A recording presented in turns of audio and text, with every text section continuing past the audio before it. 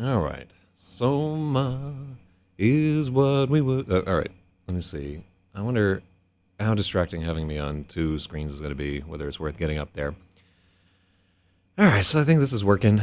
Let me get the Earl off of this guy. Copy video Earl. Let's see. What's that topic? All right, let me get this character off of here. I'm so out of practice at doing this. Alright. Let me see. I'm gonna talk to the ops in my channel and just be like, stop changing the fucking topics. Their topics are never good. I love these people to death. They're good people. I don't know what I would do without them, but Jesus Christ, their topics are fucking awful.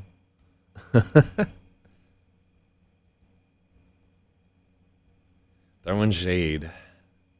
I think the topic in question was ladies chat free. If you're on FNet, FNet is just fucking dying over here. Port 80 is just fucking dying. All right, here. Let me get...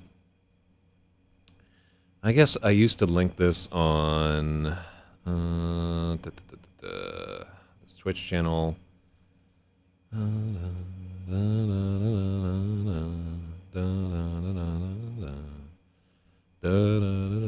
And this is not all apropos of nothing. We are going to have an actual editing stream.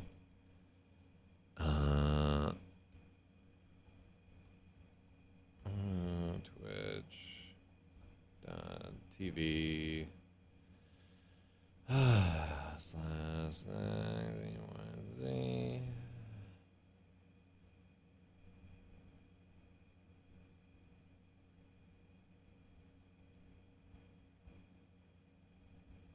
See, I say it's a rewrite of an epic fantasy novel. It is not a rewrite of an epic fantasy novel. There's nothing epic about this fantasy. But everybody just wants to hear the words epic fantasy.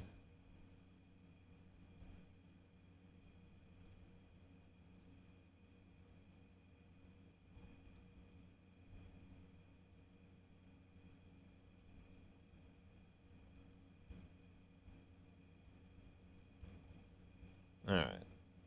I got a little clickbait. There we go. Is this on the fucking stream?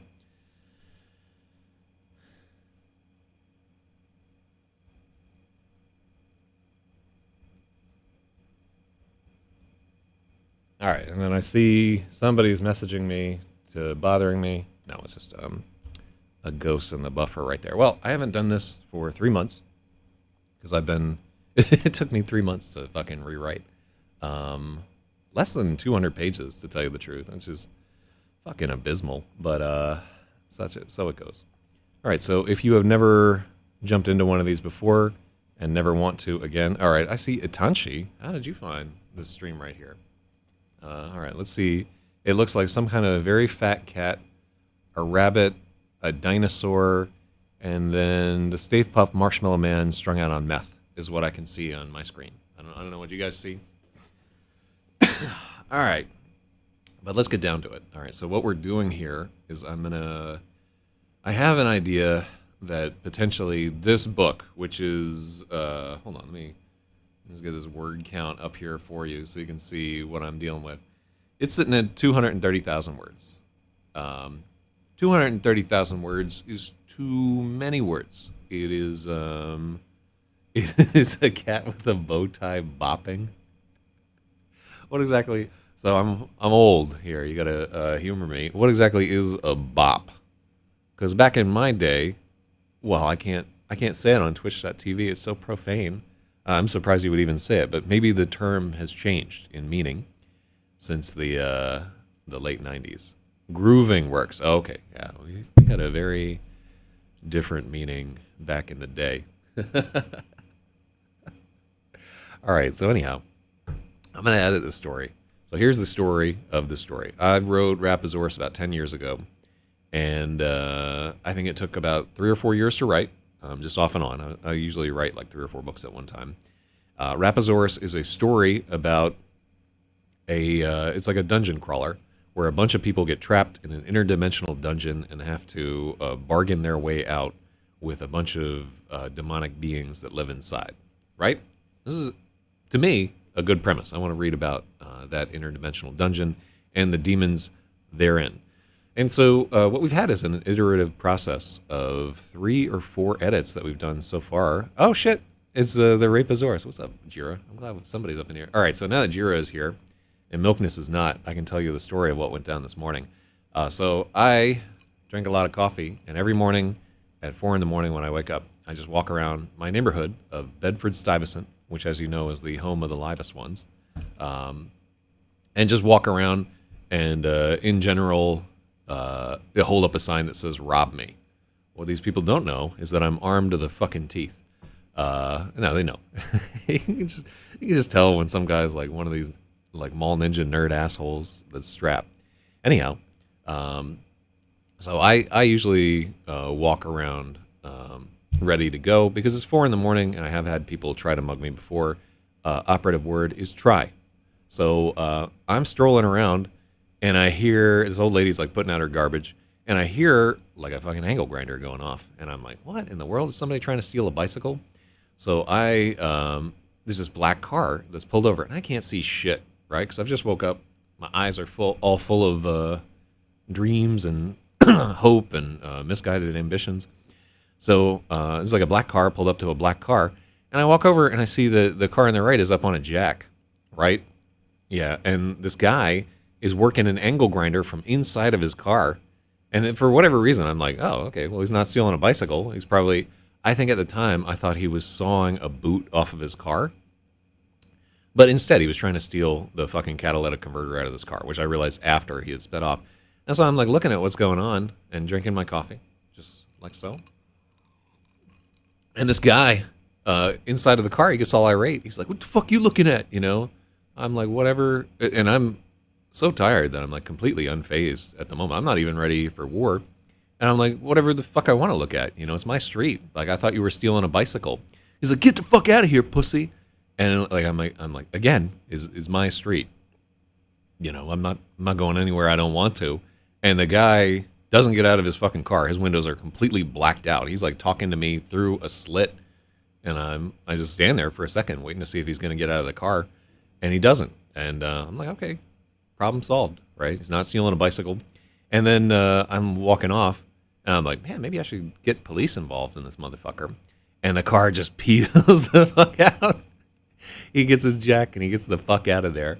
And I couldn't get his license plate. I didn't film it or anything because I'm half asleep when I'm walking around in the morning. And then afterward, I'm like, oh, he was trying to steal the catalytic converter. So I now know what his car looks like and what his voice sounds like. And if he's trying to steal more catalytic converters, or comes at me again, I'm going to put a hole in that guy big enough to deliver mail through. That's my solemn pledge, right? It's like the fucking Wild West out here. Yeah, it's just fucking assholes stealing catalytic converters, and how they're doing it is they're literally like scooping up to your car. And so I had no idea where on the car a catalytic converter was, because he was like on the right-hand side of this car and had it jacked up, and he was like working in the middle, right? But it's a fucking angle grinder. Everybody on the street is going to hear it.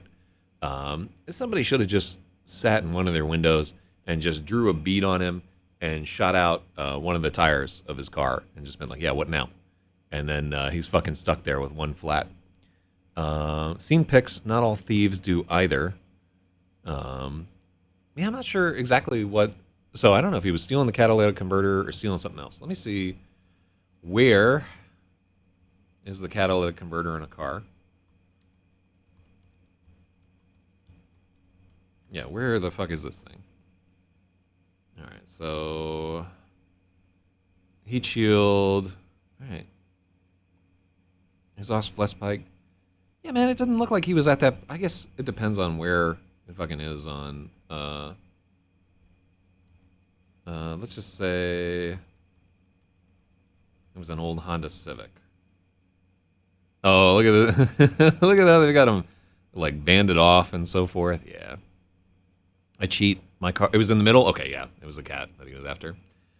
Great. Well, the nice thing is, even though their catalytic converter is all fucked up now, right? Because they were like going at it with an angle grinder. they were not able to get away with this thing because I just happened to be patrolling my neighborhood, staggering through, and yeah, like it's just guy got interrupted.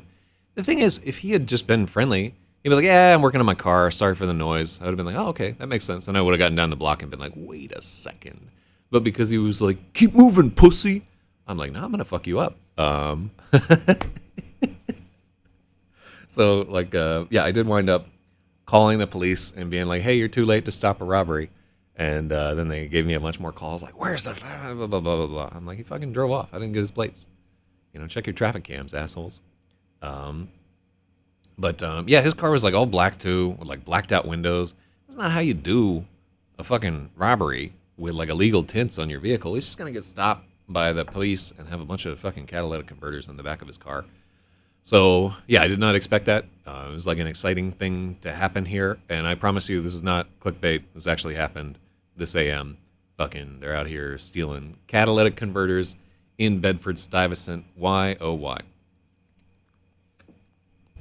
Man, if it was my car and some asshole was up under it, like monkeying around and so forth, I wouldn't care at all because they're just material things. What really matters is friendship.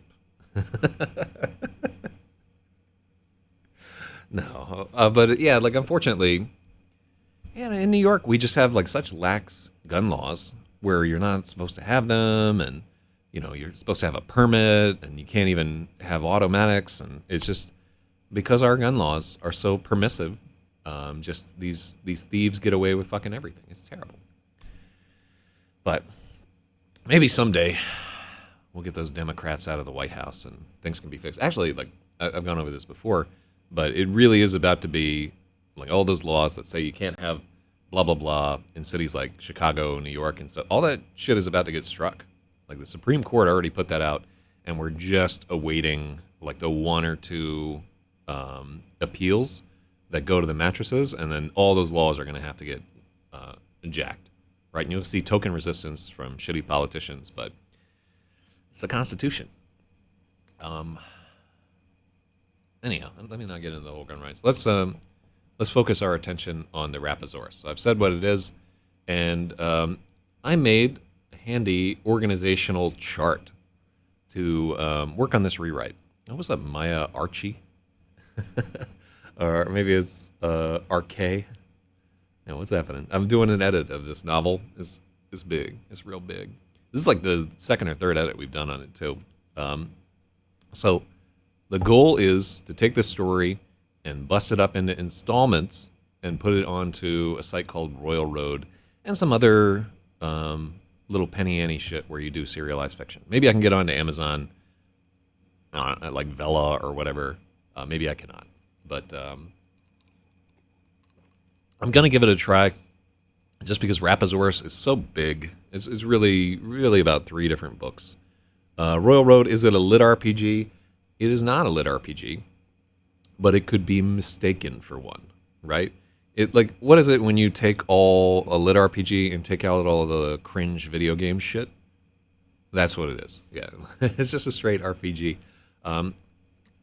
But because the story is really inspired by a lot of my experiences playing video games, things like Rogue, like Dungeon Hack, playing like the fighting fantasy, like Warlock of Firetop Mountain, and Death Trap Dungeon. Death Trap Dungeon is probably the biggest influence on any of them. It's influenced by those, so necessarily there's some gamification in the book. Does that mean the characters are like leveling up? Fucking no. I see that, and I feel douche chills over anybody that is caught up in that thing. And yes, I am a fucking huge snob. So it's not a lit RPG, but during the rewrite, we've tried to include some of the components that people find appealing for lit RPGs.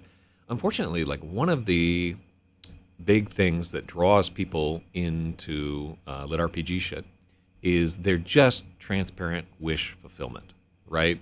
Like you're supposed to identify with the protagonist 100%. They don't make any morally objectionable choices. They are always good, always powerful, continually growing. they're like a combination of two things that I really don't like in literature, which is author insertion and transparent wish fulfillment. And ultimately, they just become a power fantasy that I don't think is like it's satisfying in the moment if you are 14 years old. But I don't write books for people who are 14. I think people who are 14 are worthless. Yeah, they want to see big numbers and get dopamine injections exactly. So I'm not doing any of that horse shit. This is an actual novels type novel. But so the challenge here is to see if it can get any traction there by using some of the techniques of narrative and plotting and so forth. I'm just wondering if we have like a really good story that kind of flies from page to page, can we potentially break into the coveted Royal Road market and get some exposure? The answer is no, but I'm going to try anyway. And I'll also try on Kindle Vella. And really, this story is very suitable for an episodic or installment or whatever based format. So here is the structure of what we're going to do. I have finished the first book of this in my new rewrite. I think the first book is about 180 pages or so. We're going to go through and edit chapter by chapter each of these books. The way that I edit is by reading each line aloud, just kind of like mulling it over like a grape in my mouth, and then finally we bite down, complete the sentence, and move on to the next one. So that's my editing method. People are free to make suggestions or be like, that is not what didactic means, dumb fuck. Like anytime I'm making a mistake or whatever, feel free to chime in. I think I keep track of all the. Do I have a? Usually I keep track. I'll see how many edits I'm getting, and maybe I'll keep track and stuff. I tried a. Let's see, personal challenge on Royal Road. Did a lit RPG, 2,000 word chapters for 7 days. See how viable it is to write as much as I can on this style and get views. It works scarily well. Cool. I'm not going to do that style because I'm just out of sheer vanity. But I am. Oh no, I'm blacking out. I am going to try and sell this motherfucker. All right. So were our notes in our rewrite? So I will tell you that RAPAXORIS has two major problems. One, the structure is not clear. Two, the pace was kind of plotting because people are lost in a dungeon and wandering around. And three, there wasn't like a lot of motivation behind some of these characters. Yeah, I don't like it at all. So blah blah blah blah blah. So we've tried to fix those things. So what were our key notes when we set out this? Need more of a focus on the intrinsic human desire to escape the underworld, the unnaturalness of being in the underworld and weird places. What did I read? I read recently, it was like Dweller, or I forget the name of this book. Oh, God. It was like, yeah, I think it was Dwellers or something like that, where it was another underworld fantasy that was like a 65 out of 100. It was all right. It had a good premise. I think I talked about it. But he actually had his characters become sick when they were in the underworld just because it was like they were seasick, but like of underworld sickness. I'm not quite going to go that far, but when we get into the actual dungeon, we need to think more of like psychologically, what's this doing to people to just be trapped in this claustrophobic space where nothing makes sense for days and days. We really just assume that people can go along with it, and we're like missing out on a lot of fertile ground for getting into the character's emotions and so forth. So El Shala is probably closest to our protagonist at this moment. She did not have a clear goal or ambition. She was young and aimless, could move the character into the stone squander of her talent and future. That is what I did. So Revel V. Ramus is going to be the first character that people intended. He's like a well-intentioned oaf, and we needed to undercut it with real concrete flaws leading into a Slanesh-style corruption theme for this character, which is where I eventually want to get to. His character is supposed to be about the struggle of nobility against sensuality. Let me see. Yeah, I think I fixed that. He is indeed putty in the hands of whatever. Oh, I'm supposed to rename one of these characters. Okay, cool. Blah, blah, blah, blah, blah, blah, blah. So here is the on-air edit of the chapters, but I was supposed to give myself jobs to do here. Okay, so then I made, in the rewrite, I made a chart of all the chapters. I saw how many pages they were, so I could identify, like, hey, I got like a 20-page chapter that needs to be broken up. And my goal generally when writing is to have a chapter that's about 7 pages long. 7 pages, maybe like 1,200 to 1,600 words, depending on how much of an asshole I'm being. So I state which POV is in the chapter, because like a lot of what I'm doing in rewriting is POV work. I'm trying to make the character it just very, very clear just through the vocabulary and the choices and the description which character is doing this. I think that's one of the things I'm weakest at. What my goal is with the chapter, like why we have this chapter, what it's trying to do, and the status of it. And so if you see RW, that means that I think that the chapter needs to be rewritten. I did rewrite chapter 1.1, so I haven't, and then I guess we could, what the fuck did I mean with D? I don't even know what I was thinking when I put together this chart. So you can see that there are going to be 23 chapters in RAPAXORIS. So if we manage to plow through one a day, which seems unlikely given that it's already 6 a.m. and I'm already like halfway through my coffee. If we can plow through one of these a day, then what fucking day is it? Is it the 10th? All right, let's set our goal of we would like to be done with this by September and ship this story off to my editor, who is a wonderful guy, who I recommend if you need a freelance editor who is cheap as shit. Also, like a pretty good guy. He is best suited for dude-oriented works. There, Thursday, August 10th. All right. What do you think? Can we get through 23 chapters in 20 days if we do it every single day? Let's find out. That's the challenge. All right, let's get into it. So this is the RAPAXORIS. Line me up. Link me up. I would love a good editor. Write me at zach@zachzyz.com. You have to pay this guy money, and you have to be like only like reach out to. You can see my email address on the screen. You can email me, and I will give you a reference to this dude. But don't fuck me if you are difficult to work with or whatever, because I like this guy. I don't want to stress him out. So I don't. Nothing personal. I just don't know you. So I'm happy to make the recommend, but if you know that you are a difficult person, please let me know, and I will recommend a different editor who is just a merciless She's a professional dominatrix. So, but the nice guy who is cheap, he's a good dude. So I don't want to create more problems for him, but he's decent, yeah, and I think he is looking for work. So I'm happy to do a reference. Just please be kind to this dude. All right. Let's begin. All right, so I'm talking about Slut Machine. No, she can't edit. I mean, maybe she could. Honestly, like, sky's the limit with Slut Machine. All right, so. All right, let's see what note we left for ourselves on this. Rewrite at the start of the edit. Well, that's exactly what I'm trying to do here. Let's see. Gotcha. Just don't be an asshole to him. No, I know I'm friends with like a lot of editors and publishers and people in not marketers. I'll tell you that much. I just can't get along with anybody that markets. Like if I go out on a first date and I'm like, "Yeah, what do you do?" He's like, "I'm in marketing," and I'm like, "Oh, okay, cool. Let me go to the bathroom and never return. Thank you for paying the check." I wouldn't actually do that. Or would I? All right, but yeah, just shoot me an email and I'll get you a reference because I don't want to say this dude's name on here because he become associated with me.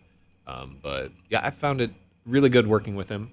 I will say that he cannot serve as a proofreader, right? He is just he's just an editor, right? And the edit that you get will be very fast for the most part and not like an in-depth edit. You need a proofreader to go after this whole thing.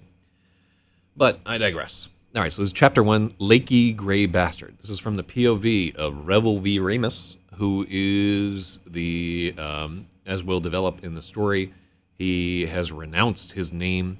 He is the son of the Duke of Laz. And he renounced his name after a duel, and which he both lost and won, and then lost again. And we'll get into that 4 or 5 chapters later when we have his backstory. But initially, let's see. All right, let's begin. RAPAXORIS, Chapter 1.1. You're dead, idiot. How would he actually say that? He would say... That actually sounds like a fucking terrible opening. You're dead, idiot. Revel looked down. The blunted point of the old man's sparring rapier was pressed against his thigh. It was the third touch in a row.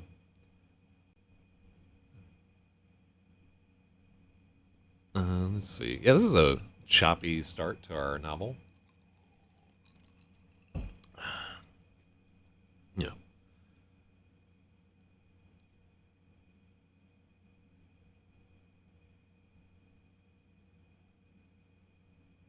So...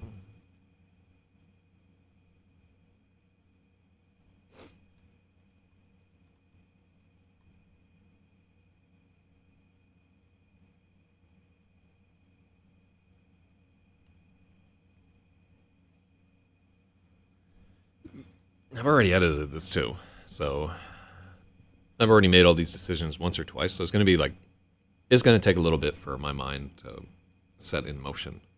I need some of that sappho juice. All right, it was the third touch in a row. Big vein there. You'd bleed out like the pig you are. Let's take this. Big vein there. Tourniquet couldn't save you. You'd bleed out like the pig you are.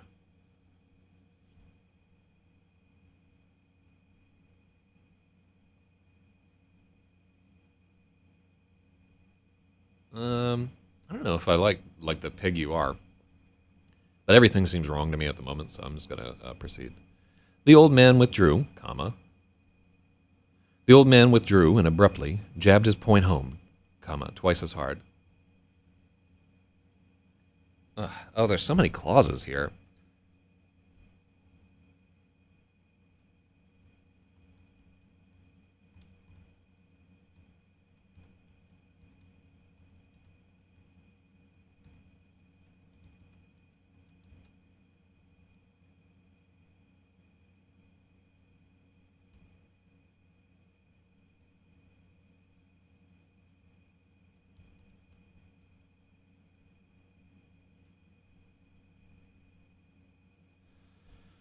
All right. The old man withdrew the point and then abruptly jammed it back twice as hard. There was no mercy in his laky gray eyes.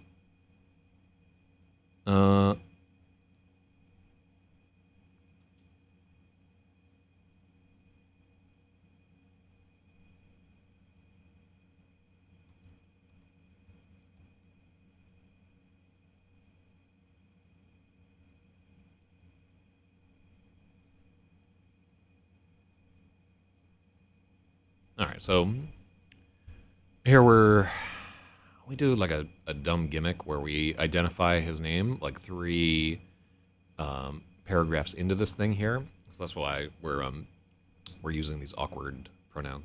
Revel's opponent withdrew the point and then abruptly jammed it back twice as hard.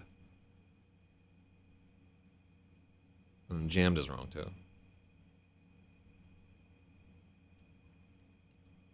We don't need... Also, we're doing the Stephen King thing here, where we're looking for adverbs, abruptly. We don't need abruptly there. In general, if you see something ending in an ly, just let me know and we can pull it out of here, because it's trash. Revel's opponent withdrew the point and then jabbed it back twice as hard. There was no mercy in his laky gray eyes. The old man had drunk of the deep lake and forgotten everything, even his name. Everyone called him Fish. The story was, one day, the gray-eyed mariner washed up on Beggar's Beach, bare as driftwood. He had nothing to loot, so the fisherman let the tide take him back. Oh, this is where I start getting into the really fucking stupid rhyming... why did I put this nonsense in here?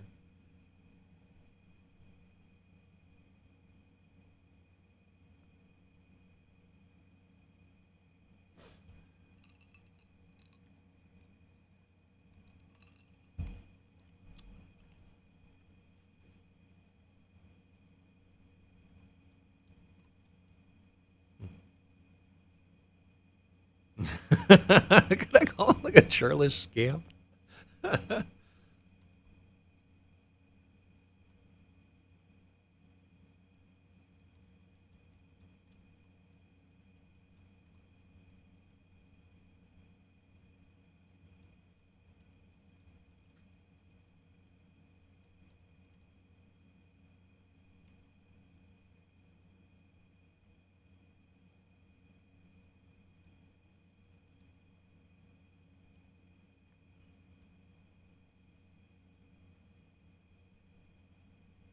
Oh my god.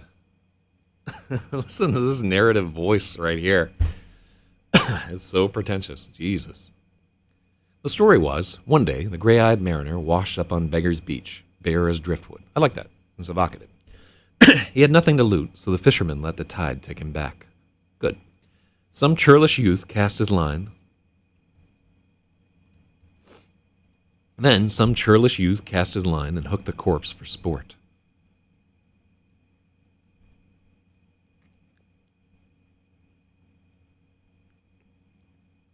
Then some churlish youth cast his line and hooked the corpse as it tumbled in the breakers. To their surprise, the dead men revived as they reeled him in.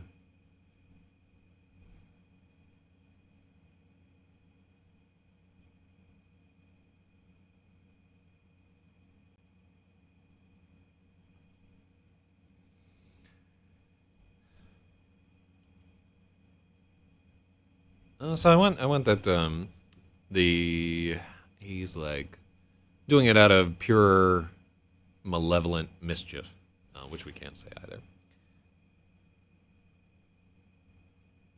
And that's why we had like blasphemous earlier.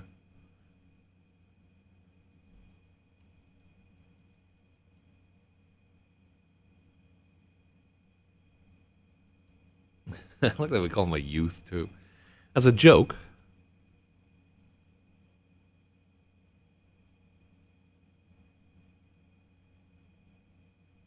Although churlish youth.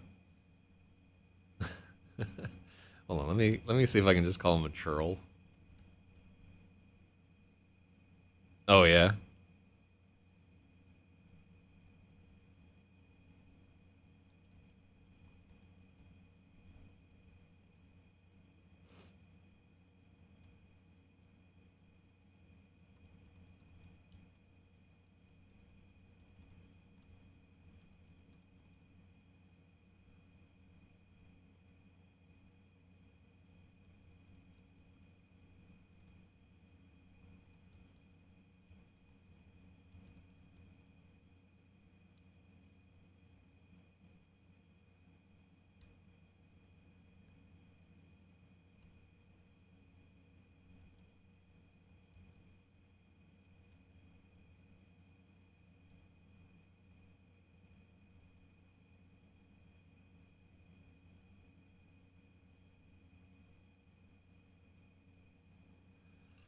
Whew. This is the meat of why editing is a pain in the ass. One paragraph in, and already my head is pounding. I'm completely flaccid. I'm dehydrated. And I want to die. So this means that the edit's going well.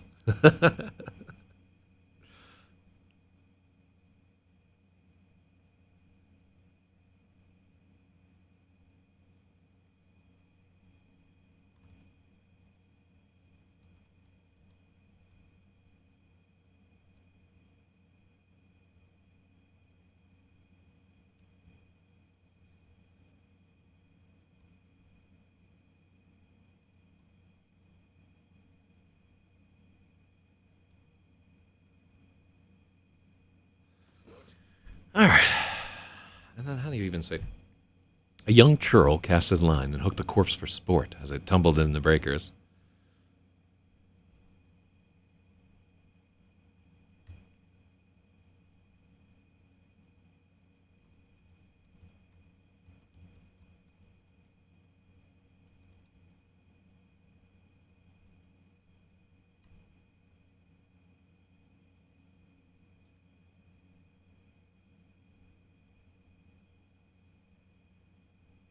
No, that's no good.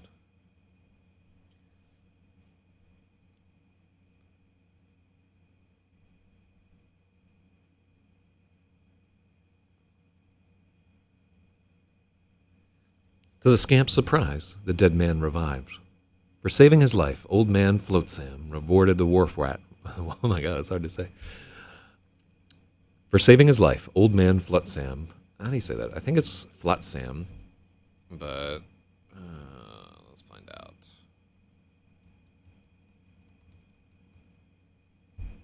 Flotsam. Here. Pony up. Fucking, where's my snare?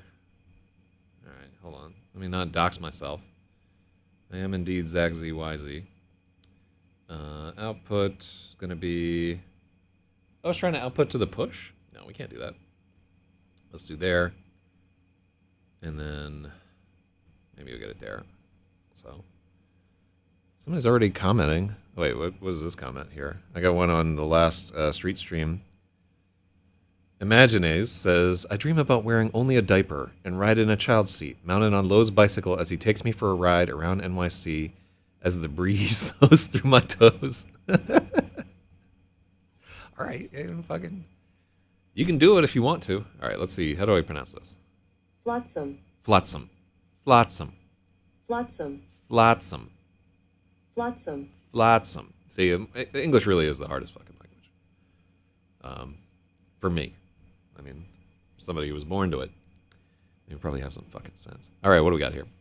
To the scamp's surprise, the dead man revived. For saving his life, old man Flotsam rewarded the wharf rat with the beating of a lifetime. God. It's so, the style really is abominable here. And I don't know how much I can rely on an editor to fix this. It's so self-indulgent, a lot of this. And now I'm paying the price.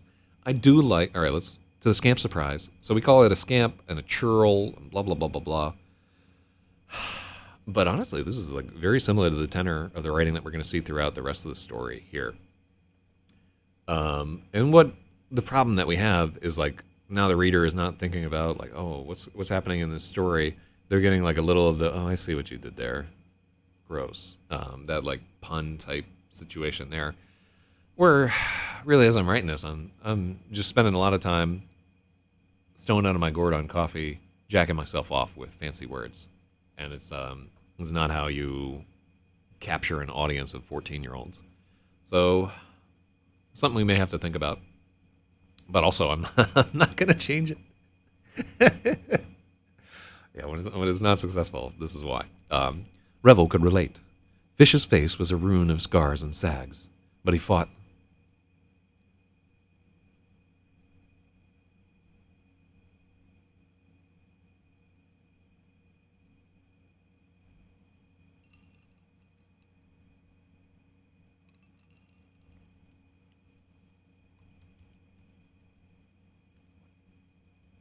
Revel could relate. Fish's face was a ruin of scars and sags, but the old man fought like no one Revel had ever seen. 3 months of training with Fish hurt more than in the entire lifetime before.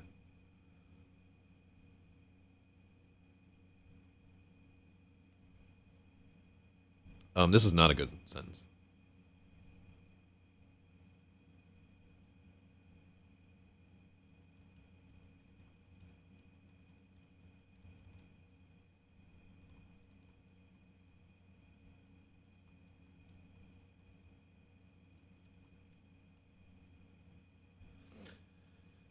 So what we want to say there is that we want, like, the training hurts more than a lifetime of training before, but it's just all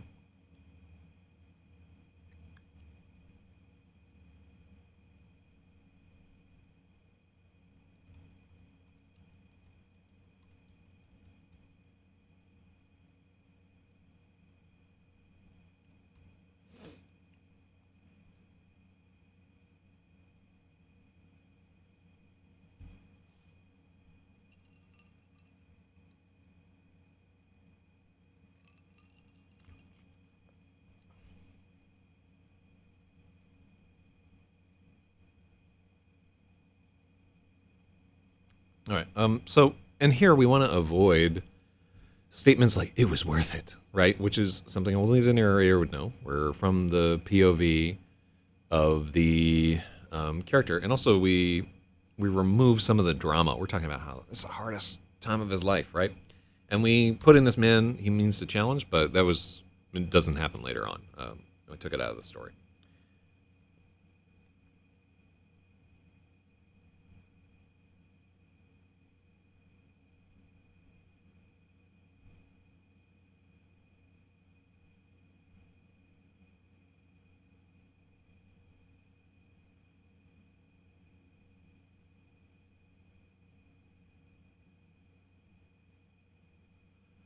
And we make him the second son right here, but I don't know that there is a purpose to him being the second son rather than the first son.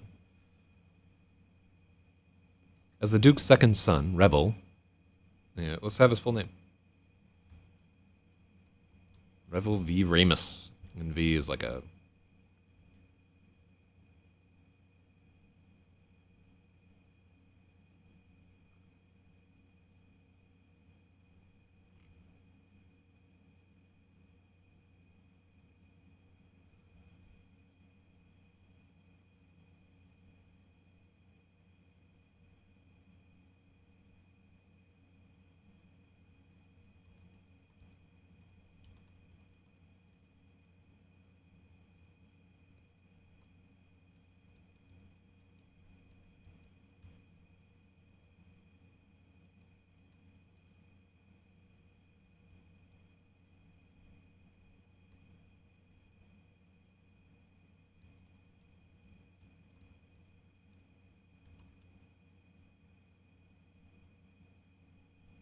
I don't know if you can get away with this either.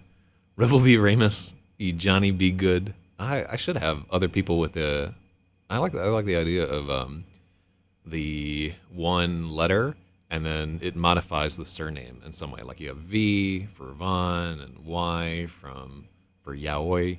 It's all in there somewhere. What's going on, Milkness? You missed the story about the theft. I'm not going to tell it again.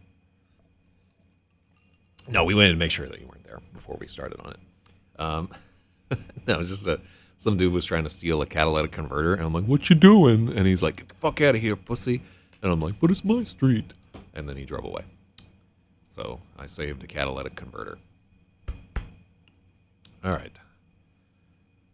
As the Duke's second son, Revel V. Ramus had trained with a sword since he was 4. He'd placed well in tournaments and considered himself an expert fighter. Then, the duel.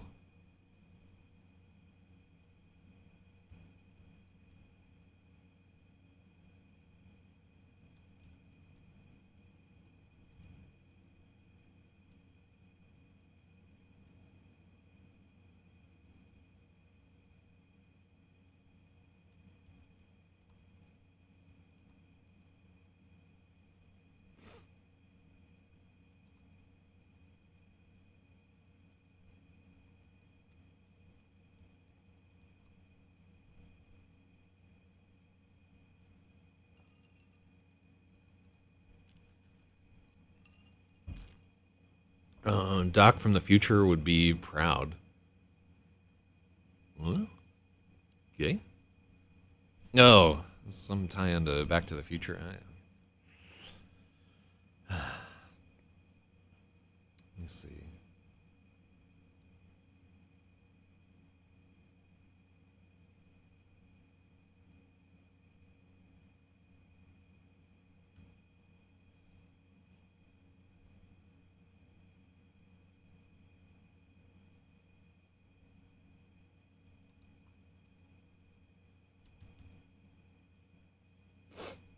Mm-hmm.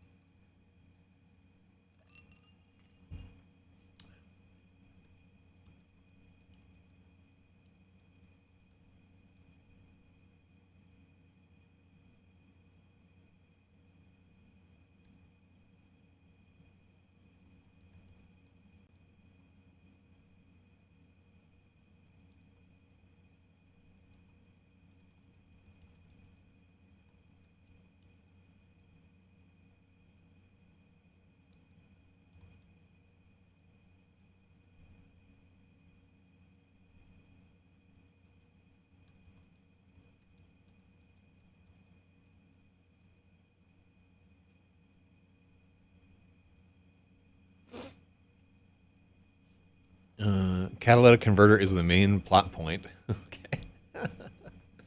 No, I mean, we're not rewriting. So I should make like a clear distinction. When I'm editing, you can say whatever the fuck. It's when I'm writing or rewriting that really I should just go off stream entirely. Because, but yeah, we're not rewriting. We're just editing. So the banter actually keeps me focused on what we're doing here, and like people are welcome to contribute. It is only when we are doing like a complete rewrite of a chapter where I will throw up. We rewriting. Where I actually have to concentrate. But here it's just picking through this.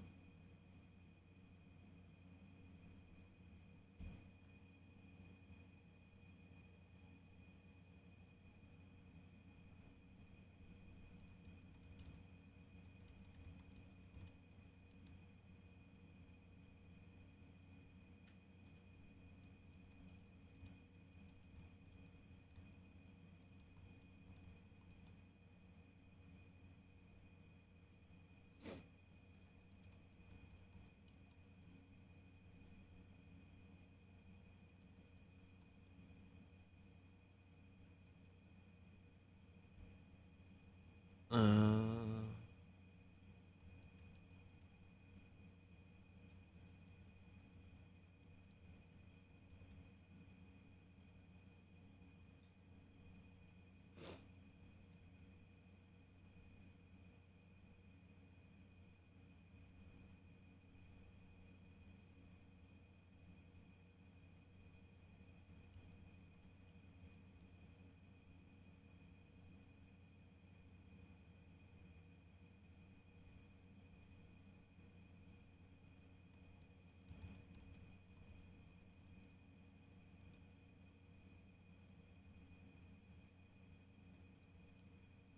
mm-hmm.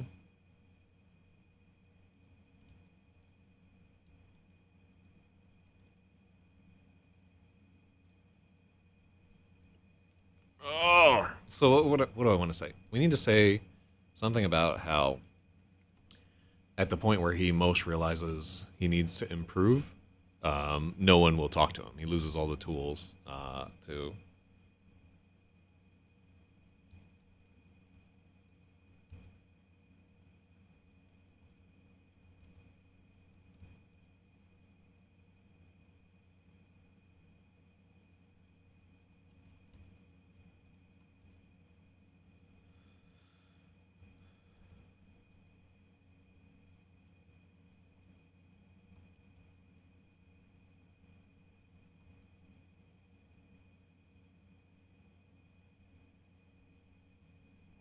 Mm-hmm.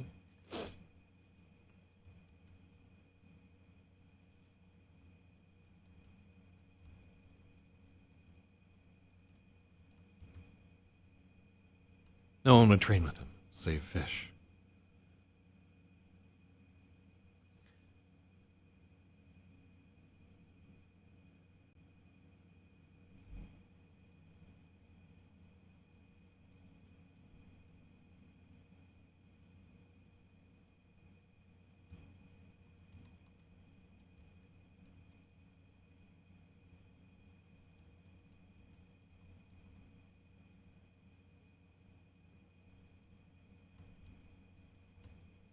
Mm.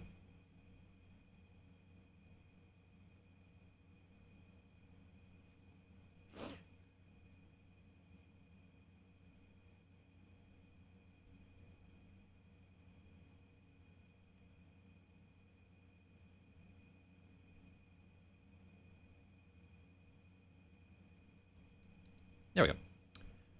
Then came the duel and disgrace. No one else would. Mhm.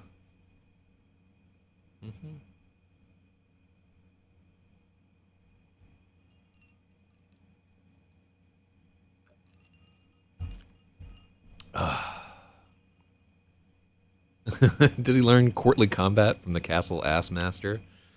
Fuck. I wonder if like castles really did have an ass master, or if it's just like an urban legend. I mean, somebody's got to keep those things in working order. I don't know.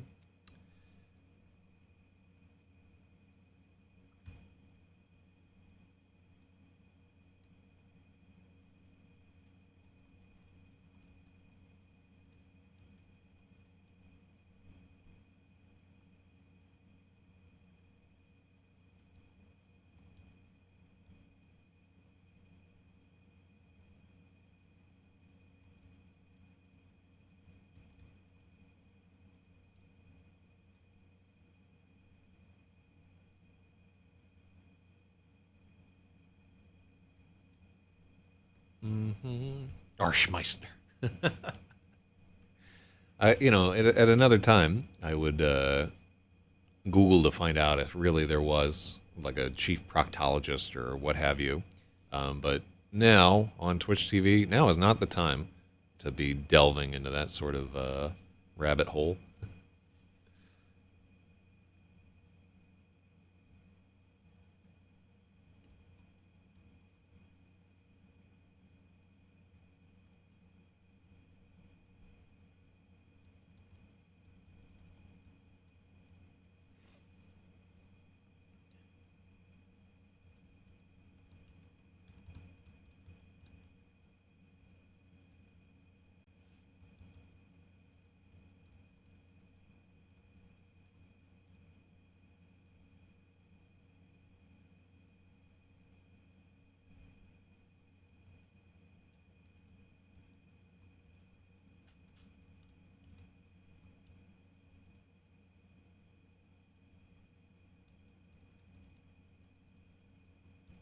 No one would help him, except Fish.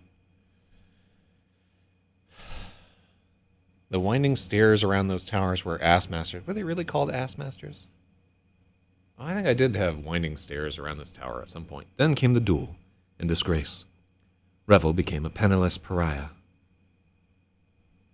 No one would help him.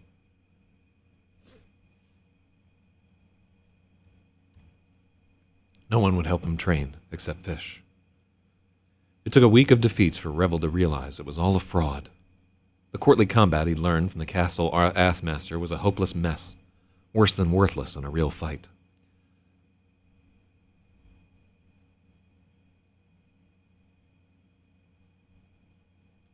No one would deign. Well, deigning is not the word that you want there, right? Let's see. No one would deign to help him train. Oh, that's. This is why I don't do this. This is why, I took 3 months off. It's hard.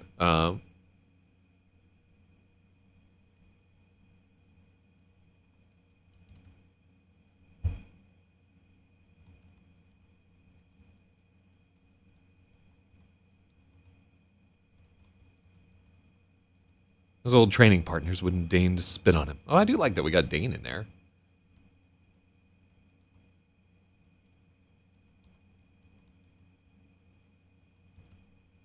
Fish was his only option. Training partners.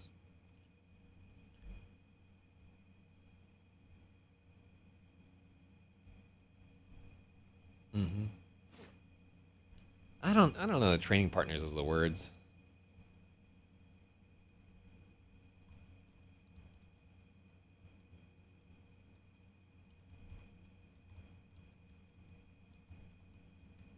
The other soldiers wouldn't deign to spit on him.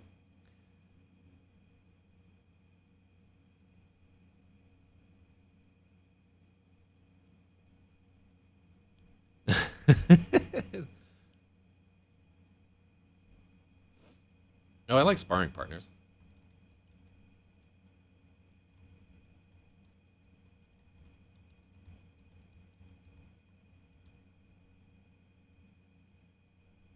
Oh, I don't think we get to use Dane. I like it, but...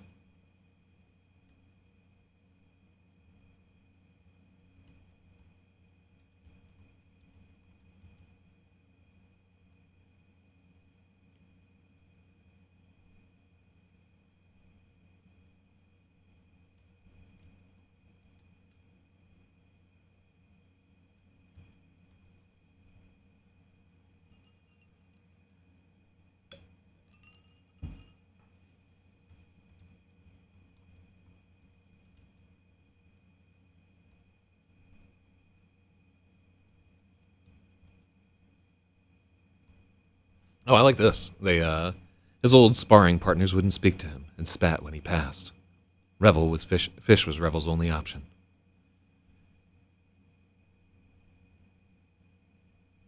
It took a week of defeats for Revel to realize it was all a fraud. The courtly combat he learned from the castle assmaster was a hopeless mess, worse than worthless in a real fight. All summer long,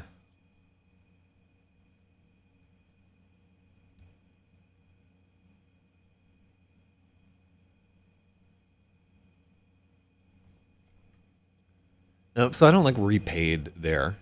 Yeah, I'm. By the way, in the actual book, when we do the audiobook, I'm gonna read it as Ass Master and kind of slur it, Ass Master, just for you guys, so I can have plausible deniability that it's Arms Master. I'm doing it. The Ass Master. I wonder if it would make the book completely fucking unsellable if we just called it Ass Master. It's like, no, that's what they called Arms Masters in this fantasy world. Ass Masters. We got Purple Writes Often. Yes, hello, Purple Writes Often. Good morning. I can't recall if you have been on the stream before. We are just starting out on a new adventure to edit this and serialize it on Royal Road. So we're doing just a rewrite of this first janky chapter, and we're trying to make sure that every chapter that we go through has what I would call like a hook, just something to like a cliffhanger at the end. It might have been, well, yeah. It's been 3 months since I've done this, so like all memory has been erased. I'm like a blank slate. So whoever you were, I don't remember. Defeat was a new feeling. Revel became a penniless pariah. Can I get away with...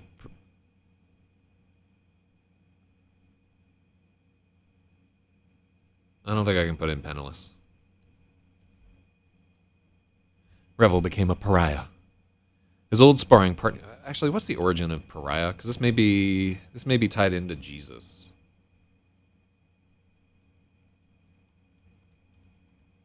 I can never spell Wiktionary.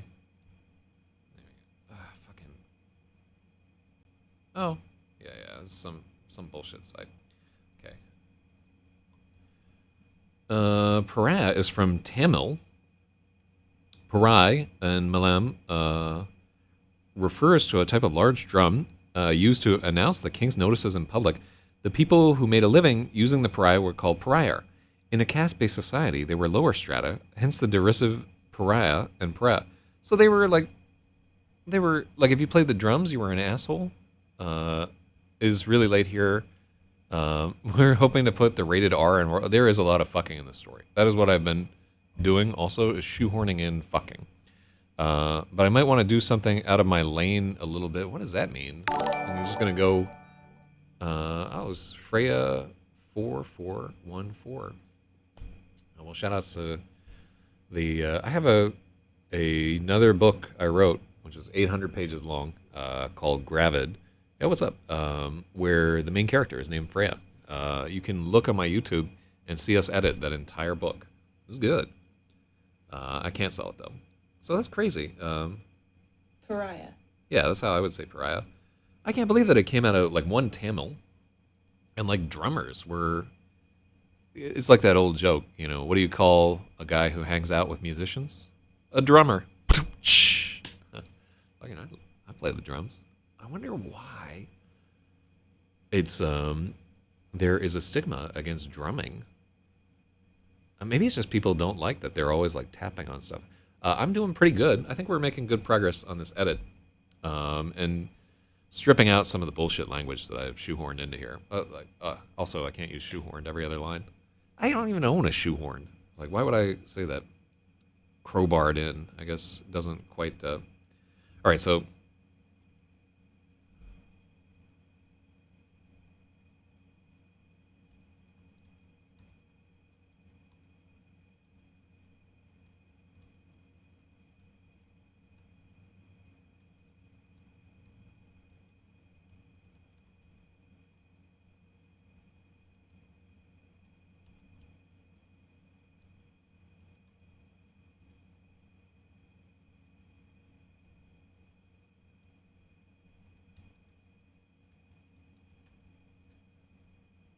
We may or may not start a new project besides everyone telling me no. Well, I mean, you know how I feel. Maybe you don't know, but my personal advice to everybody is never talk about projects until they are completed. Like, if you have an idea of like, oh, I want to do this thing or whatever, never tell other people. right? Like the time to show people that you have like a new thing that you're working on is when it's completed and you've completed the initial rough edit of the draft. So like, you learn that hard lesson the hard. Yeah, man. Like just anytime you tell anybody like, oh, I'm going to work on this thing or whatever, it triggers like this reward circuit in your mind. Is like, oh, he's talking about it. He must have done it. You know? Yeah, never. And like any idea that you have that you tell others about, it just takes forever to get it fucking done because of the motivation being stripped and so forth. Like, what's really powerful is like toiling on something in secret, like a dwarf in a mine, and then just emerging covered in sweat and scars, and you're, I guess, shit for some reason. For some reason, you're caked in shit. But just emerging and like holding something up to the light, like, look what I have forged. That's much more impressive than your friends being like, yeah, I think I might write a book of poetry. And it's like, oh, what would the poetry be about? Well, I don't know. I'm thinking about it. You know, it's just, get the fuck out of here. So never tell anybody what you are working on. Only hint that the thing that you have already completed is awesome, and maybe you'd show it to them if they were cooler. That's it. That's my advice. I don't show people shit until it's done. Like, this is the third edit of RAPAXORIS, and I'm not really showing it to anybody. I'm working on it, and I'm just using you people to keep me occupied.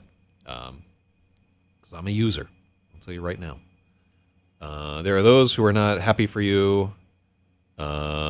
Those who would steal it as their own. Absolutely nobody's going to steal your story idea.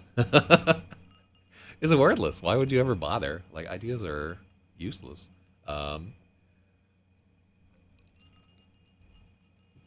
This is why writers are not friends with writers, by the way. We don't like each other, right? And like, I'm not homies with other radio performers. Yeah, man, do the project.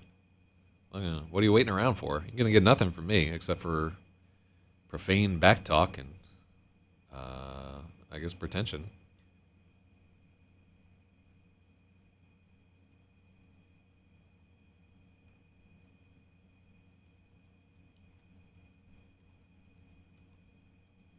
All right, I like that.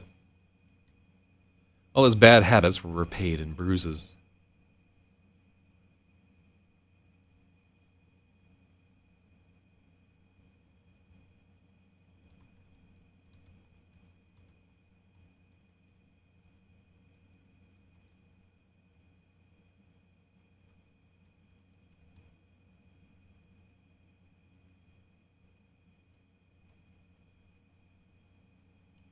Fish repaid all his bad habits with bruises. After a summer of unlearning, Rebel was barely better than a beginner. I like that, yeah.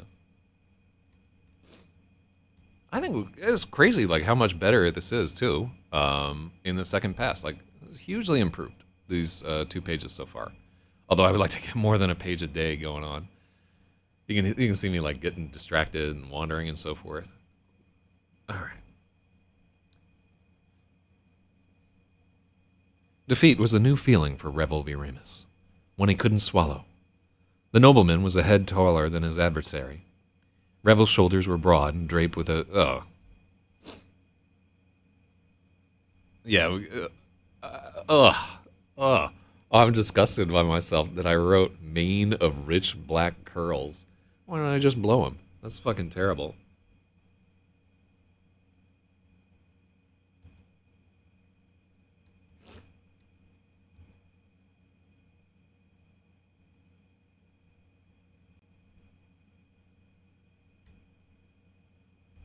I have insert page count here on my screenplay. I don't know jack about writing screenplays, man. I'm gonna have to learn at some point if any of this shit ever gets picked up, but I don't know a thing about how it's done. Maybe I should attend some fancy workshop where some guy charges you $1,500 to rehash what he's got. Like, there's that one book that everybody reads about screenplays, but I forget what it is. His $1,500 course is just telling you to read that book. What was it? There's some screenplay course that like a couple of my friends have been buffaloed into going to, but Lord only knows. All right.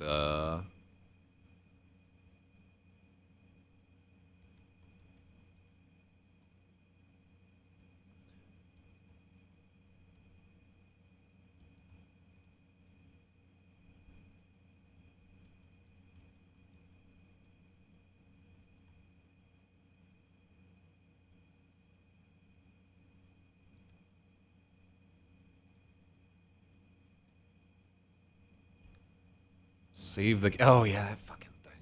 Ugh. Ugh.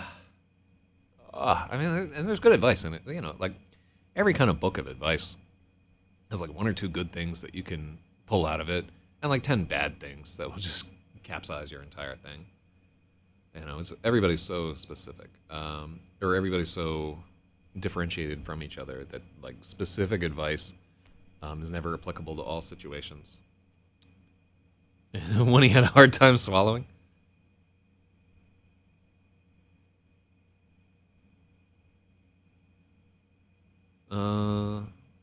When he couldn't swallow.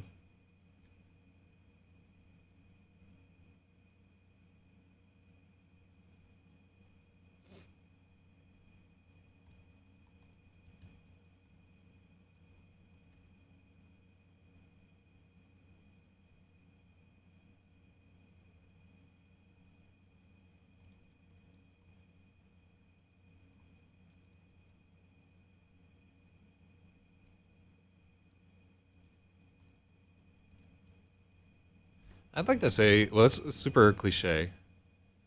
Several books on TV show structure and all that jazz. Yeah, I don't feel drawn to like writing screenplays at all. I like books. I don't, you know, like it's also like I'm not a huge movie or TV show fan. I just don't like to watch TV shows for the most part.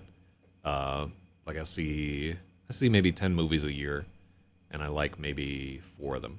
So, and like it really is like once or twice every 2 or 3 years that somebody can drag me to watch a TV show. So, yeah, very. Oh, which is terrible, right? You should be like fully immersed in media when you're writing, but not me.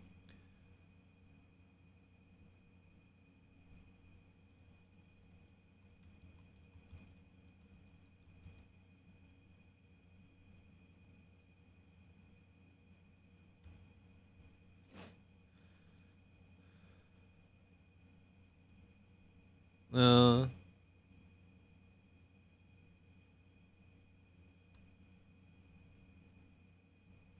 yeah, I guess we can't put in that his hair just went no. I have read it, um, but it's been shit, 15 years maybe. Um,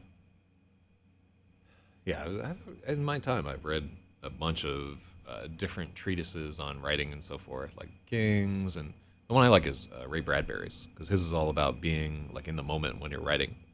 His is called Zen in the Art of Writing, which I should reread. It's been too long.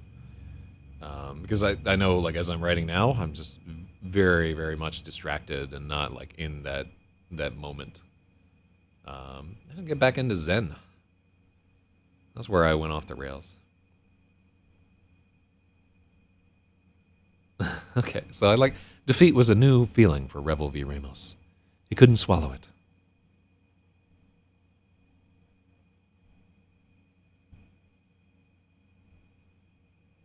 The nobleman was a head taller and 100 pounds heavier than his adversary.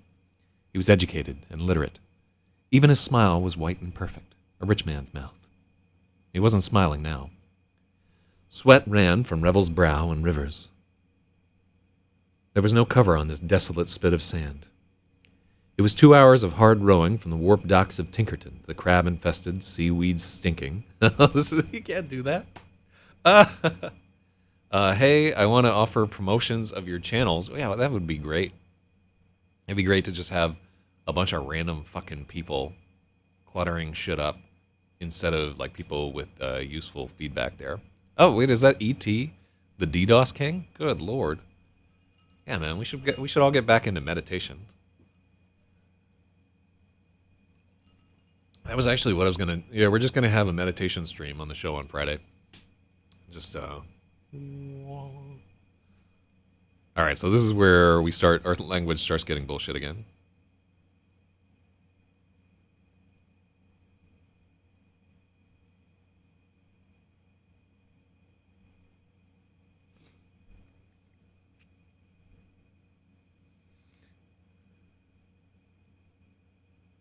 There was no cover on this desolate spit of sand. It was 2 hours of hard rowing from the warp docks of Tinkerton to the crab-infested, seaweed-stinking Pellicle Archipelago.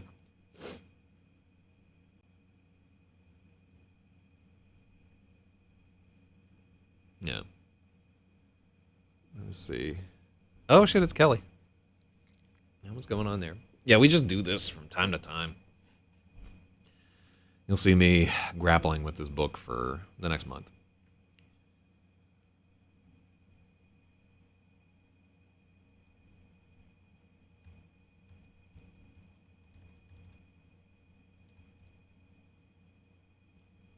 Part of Revel's payment for Fish's lessons. Oh, yeah.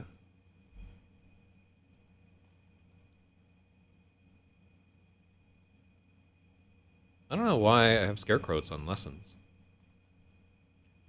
Part of Revel's payment for these lessons was laboring at the oars like a galley.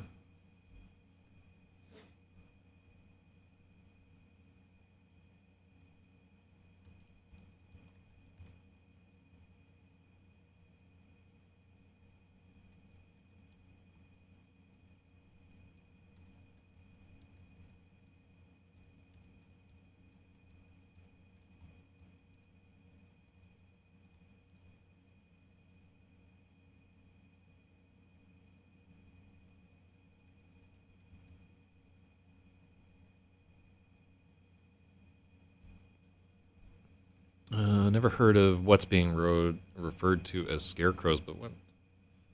What? I don't know what you're at.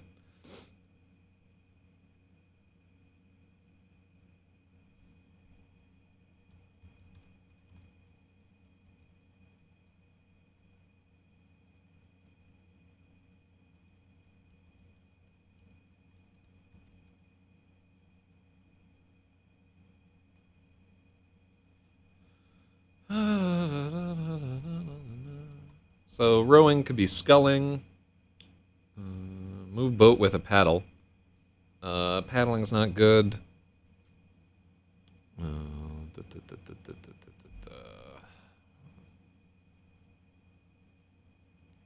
see. Punting. Yeah, we'll get into more boats later on.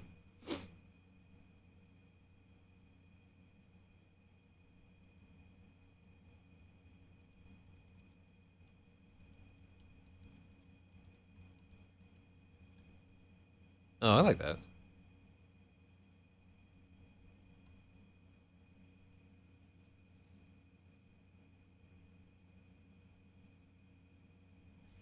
All right, so let's try this paragraph now. Sweat ran from Revel's brow in rivers. There was no cover on this desolate Yeah. There was no shade on this desolate spit of sand. It was 2 hours of hard rowing from the warp docks of Tinkerton, the crab-infested Pellicle Archipelago. To pay for the lessons, Revel worked the oars like a galley slave. Fish never helped.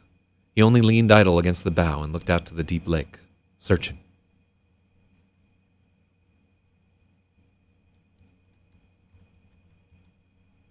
Yeah, so searching doesn't work, but lost in thought, that kind of works there.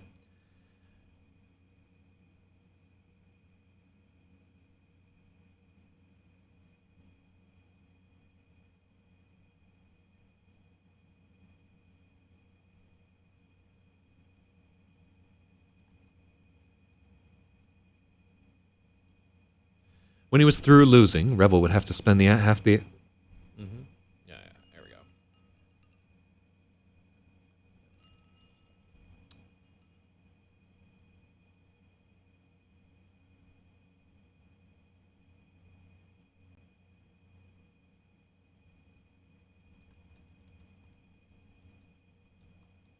They did this every day. When he was through losing...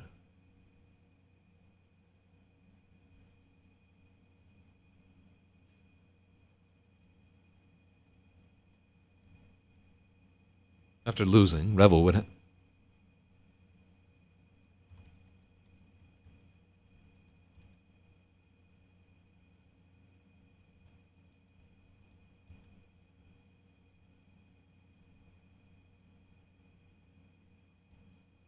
After the beating, Revel would spend half the afternoon rowing the wretched dinghy across the shoals. Fish would lean over the gunnel and squint into the depths in search. Oh my god. What software am I using? So this is Pages. I like Pages just because I have like a bunch of Mac bullshit. So it's like on my iBoner as well. And I'm excited for the new iPhone 15. Not really.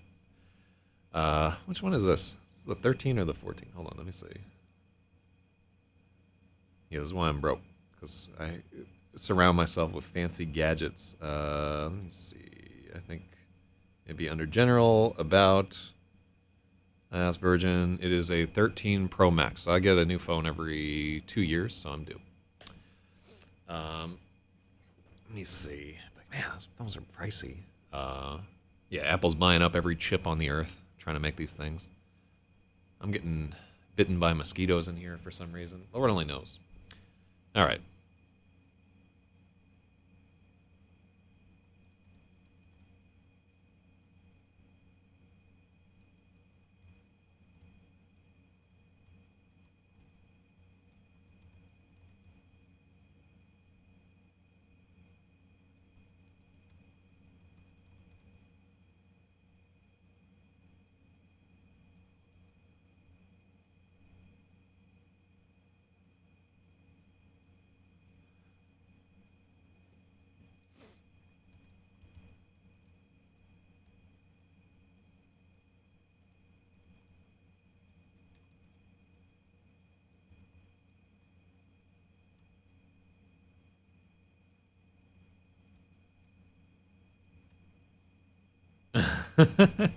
I can't spell the word that's like immediately under there. It was the same, day after day. After he took his beating, Revel would spend all afternoon rowing the wretched dinghy.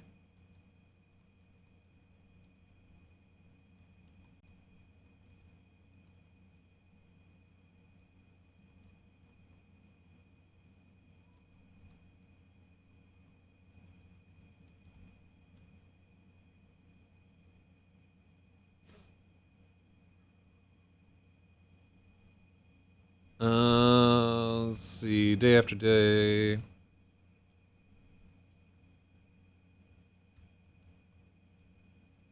was the same, day after day.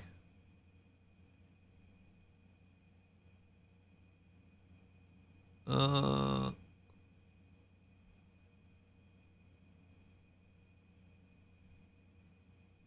oh yeah, I think that's a good.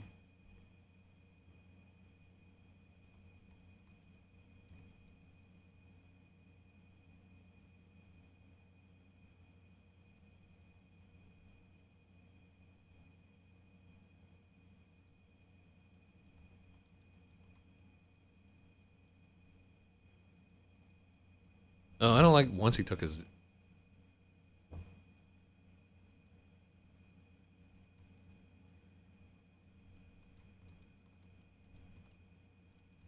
I like that every day. Every day is exactly the same. Oh yeah, by the time we're done, also purple. This will be 1,200 pages, right? It'll be split up into probably a trilogy. Now, his beating taken. Like, think about. Would you ever say his beating taken? Every day was the same.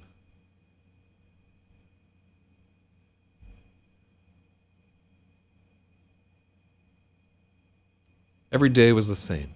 After his beating, Revel would spend all afternoon rowing the wretched dinghy across the shoals. Fish would lean over the gunwale and squint into the depths.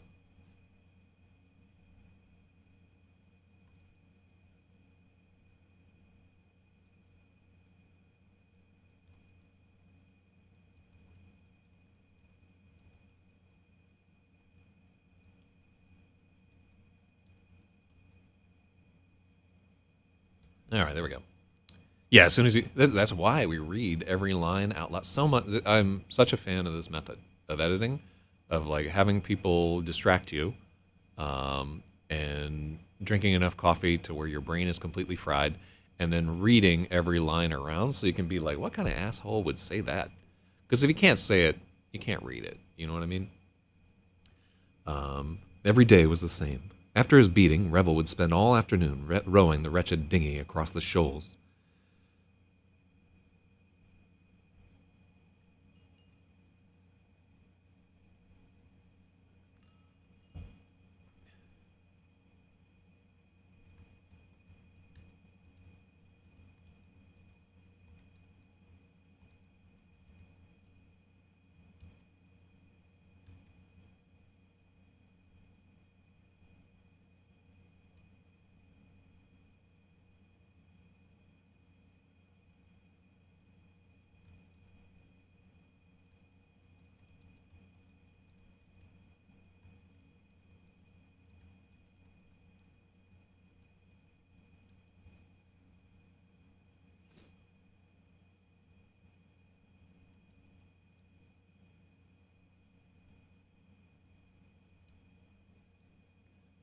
All right.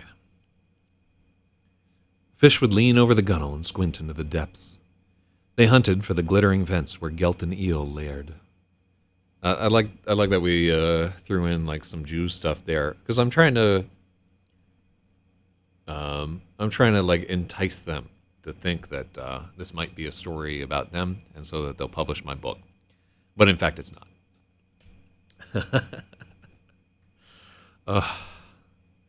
Like, I know what that is.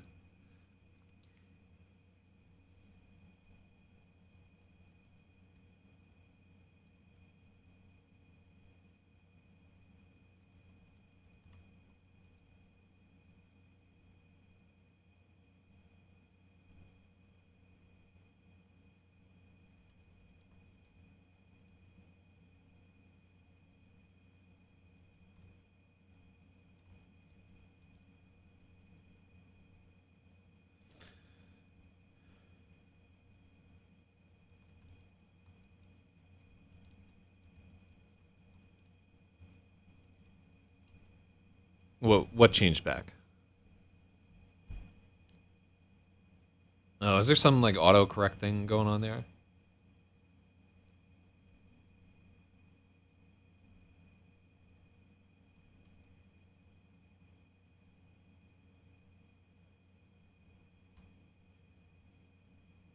The eel fetched a nice price. No, I can't. Let me see there. Fish would lean over the gunwale and squint into the depths.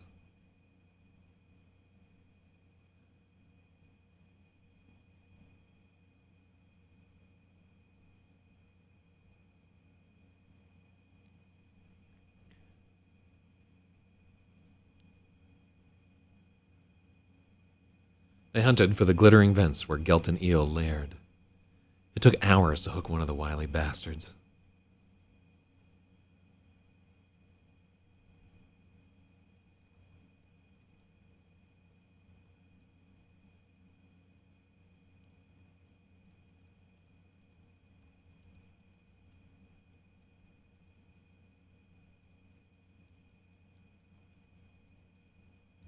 They were wily. Sometimes it took hours to hook one.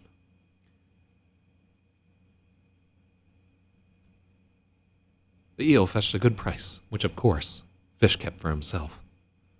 All the reeling, scaling, cleaning, and rowing home.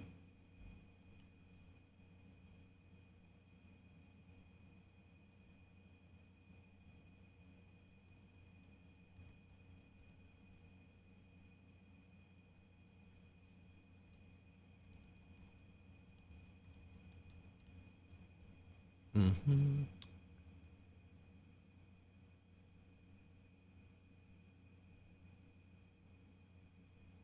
What if I said the eel would fetch a fair price? Well, we had fair price, but uh, I think tidy price.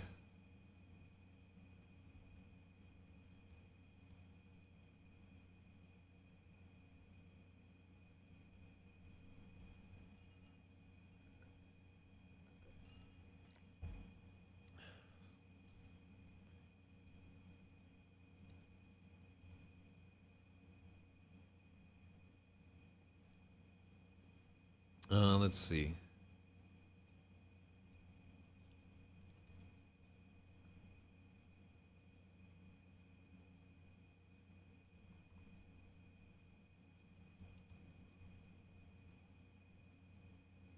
Mm-hmm.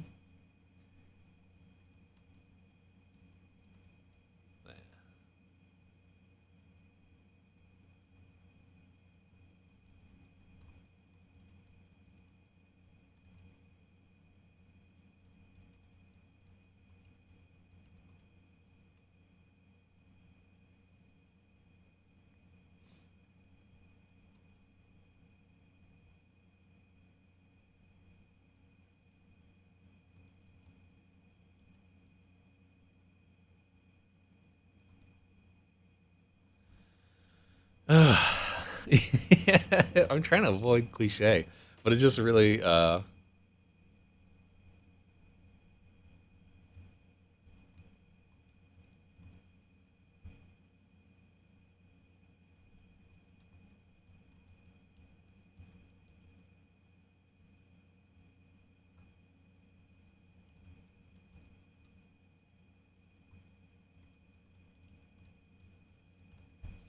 The shimmering eel sold for a princely price, and fish kept it all for himself.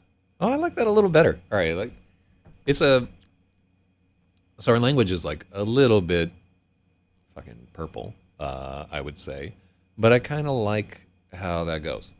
The shimmering eel sold for a princely price, and fish kept it all for himself.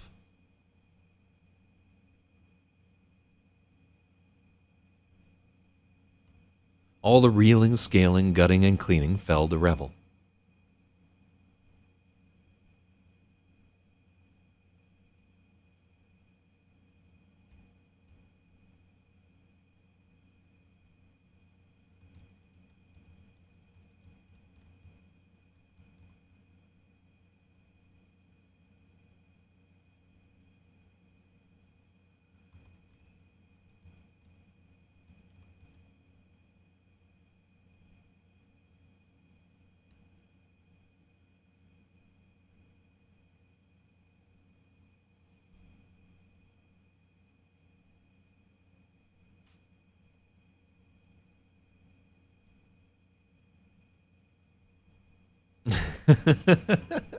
The rock hard eel. I'm imagining them conger size. Thick shimmering eels. Jesus, can you go one line without something in the story turning into a cock? Um,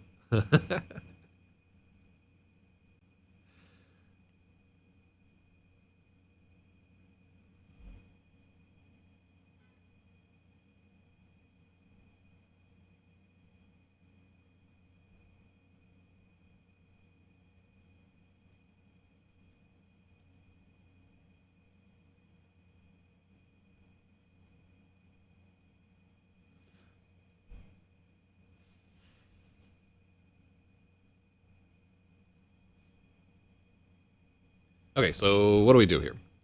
So we ba ba ba ba. So here's how our timeline is going. Present tense, blah blah blah blah blah blah. Past tense, going to fish. Past tense, going to revel. Right. So we have like a page of.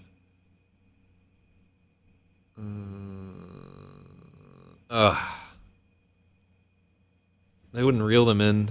They'd be hauling up the line, hand over fist. I think that's a pretty good. Yeah, if they're really fighty. Um. Well, whatever. Let's have reels for now, because I think there's reels later in the story.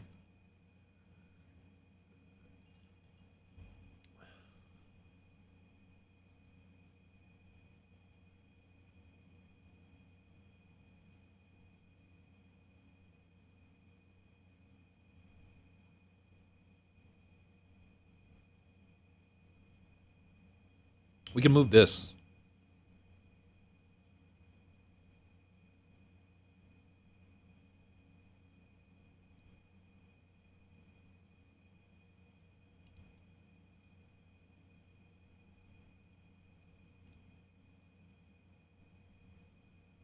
Oh no.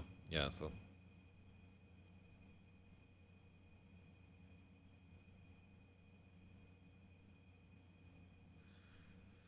Oh. All right, so the annoying thing here, we do have princely price.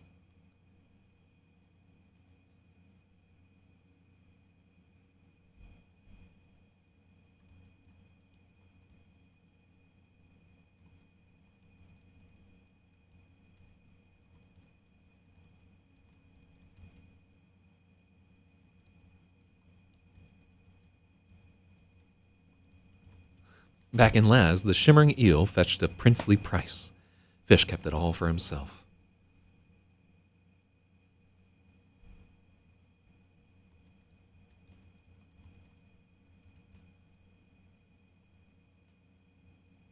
On top of rowing them home, Revel did all the reeling, gutting, and scaling.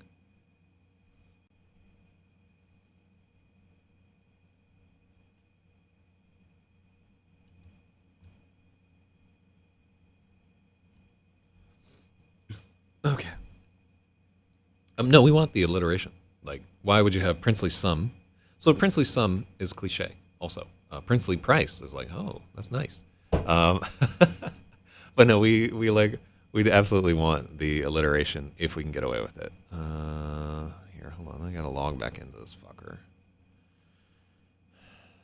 Let's see. I like that I haven't been banned from Streamlabs yet on this account. Who really knows? Let me see. Alright. Recent events. There we go. Does it even work? There we go. Wow, I get exclusive Logitech discounts. Too bad I don't buy their bullshit. That's not true. I just bought one of their mice. Alright. There we go. I like Laz for a town's name. Yeah, it's actually named after a guy I used to know named Lazarus Shelakides, who was the bass player in a metal band that I was in for one gig, and I fucking sucked. But yeah, he was a strange character. He is probably dead and in hell right now. And God bless him. Yeah, I would, if I had to guess like what became of him, I would guess that he was a heroin addict. I don't know. Maybe he's like really successful and actually in a band. But yeah, shout outs to Lazarus Shelakides. God, I was such a pussy back then. I was like the fucking worst in high school. All right, what do we got?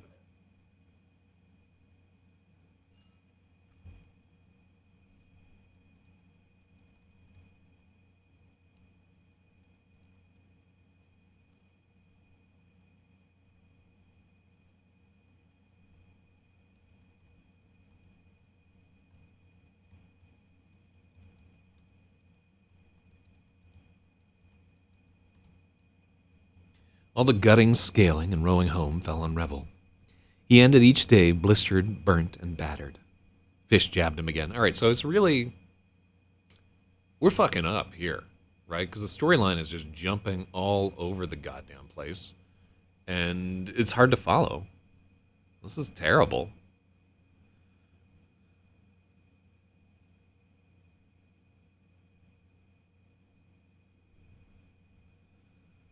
I don't know if I can really ask my reader to like have like this Pulp Fiction narrative leaping all over the place, but let's plow through it because I don't know how to fix it. That's the problem with, you need like some exposition. You need exposition at the start of a story, otherwise it's like, what the fuck is happening? We try to like hook the reader here with like a little mystery about Fish. Then we info dump on Revel and like about how hard is like, all right, Fish jabbed him again.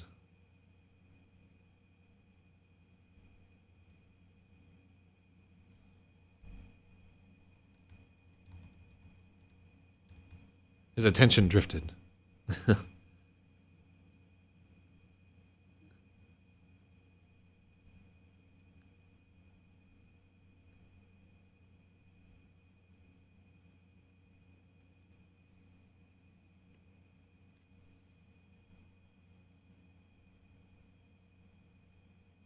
This is garbage.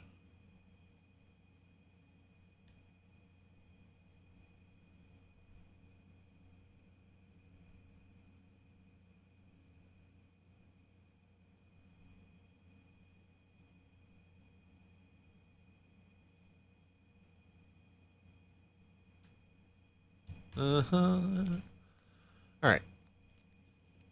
Open your eyes. The stroke that kills you is the one...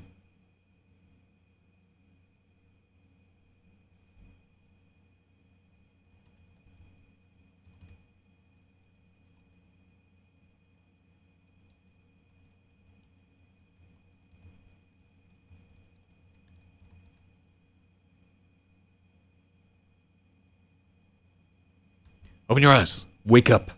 The stroke that kills you is the one you don't see coming. Strike fast. Strike first.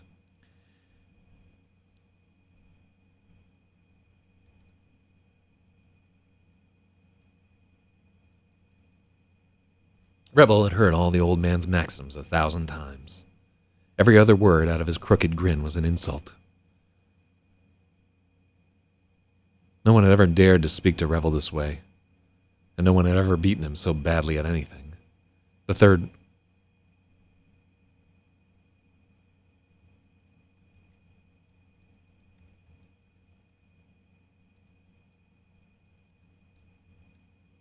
Yeah, I don't think we can have the third pope.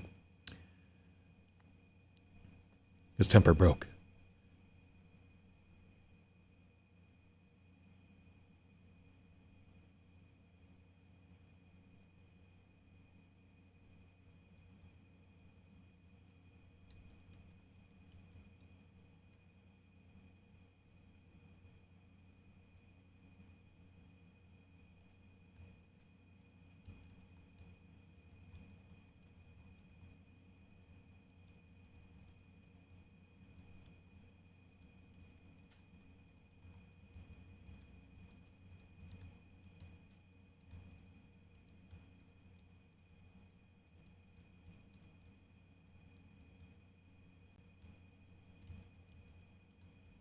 So we want something like in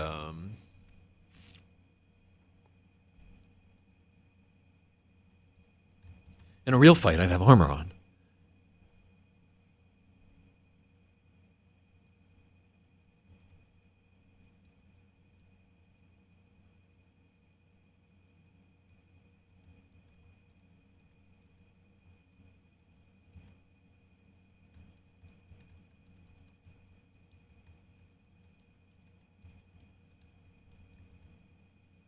That's much better.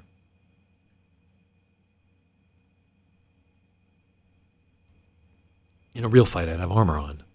Your touch would hit a thigh plate.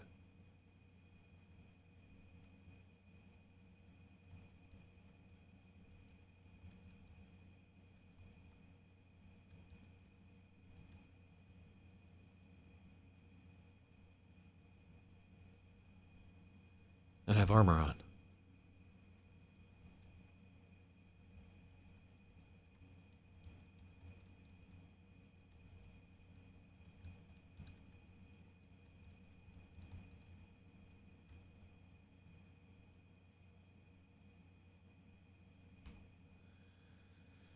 Oh, good man, fish. Use a feint, not fent. Yeah, exactly. What if instead of fucking these degenerates shooting up in the alleyways and bus stops and churches all over the place, hobos were just fencing all the time. Like instead of fentanyl, they were on fentanyl, and they were just going after each other with rapiers and epées and stuff like that. It would be such a better world if these guys, let's just instead of handing out Narcan, we ought to just give these dudes swords and fucking let them have it. Menacing people like, hey, can I have $1? And then like, no, of course not. Get away from me, you filthy hobo. And then they whip out the foil, and they're like, now can I have $1? Yeah, exactly. Right? We just need swordplay to make a return, and it would solve all of our civic strife.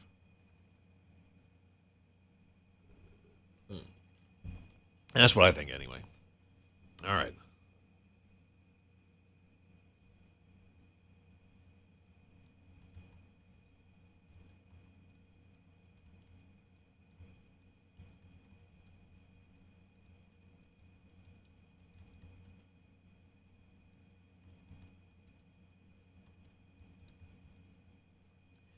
I'd have my armor in a real fight. Your touch would glance off. You'd be.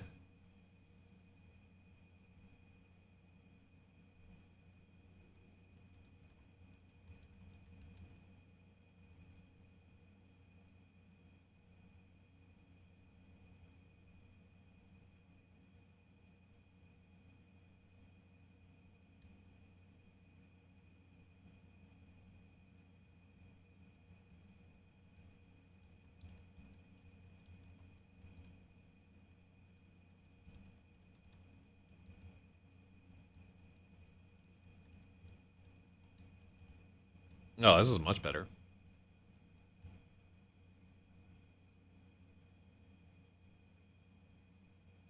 That touches nothing.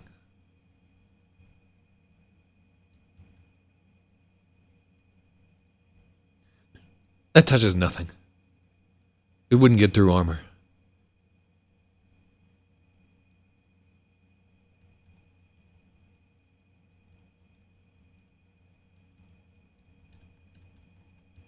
All right. Yeah, good luck. Would there be any use of an exclamation park? Oh, that's an interesting spot.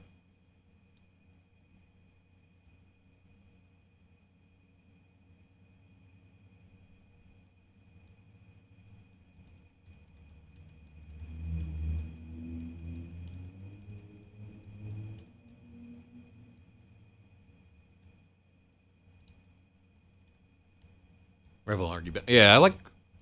Okay, cool. My mistake. I didn't realize you were wearing armor. You won't feel this at all. Fish's shoulder twitched. Revel ducked, expecting a slap. It was a feint. As Revel ducked down.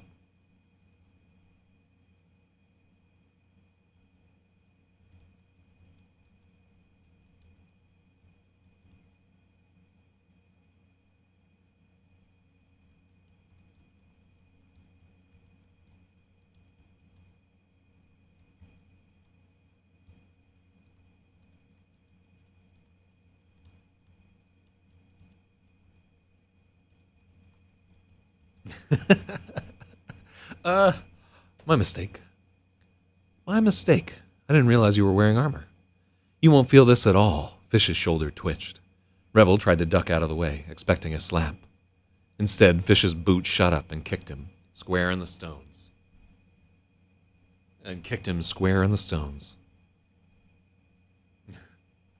Oh yeah, I like. See, why it's good. IMO, as I'm jacking myself off. I like it because it is not cliche. Like you would expect kicked in the balls and square in the stones. Like ooh, I know where that's going. All right, the jewels are getting punted.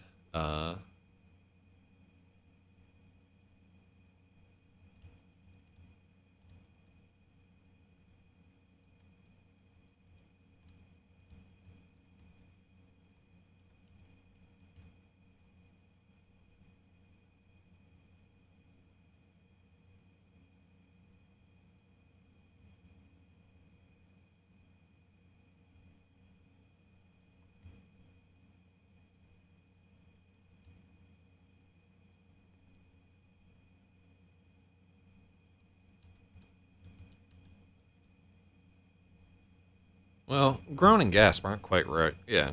No. Well, we wouldn't use keeling there because then we get into pluperfect or I already forgot what the grammar is for that. I'm supposed to know it. Um, but I know I don't use ing.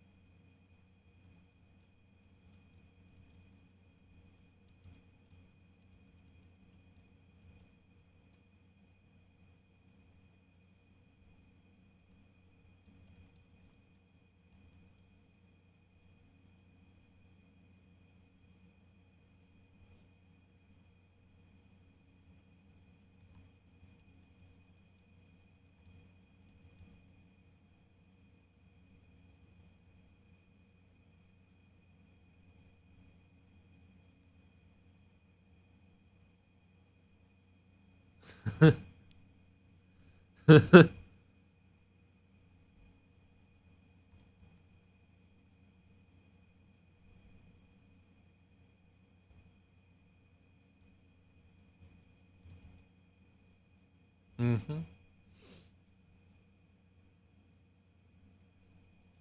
Instead, Fish's boot shot up and kicked him square in the stones.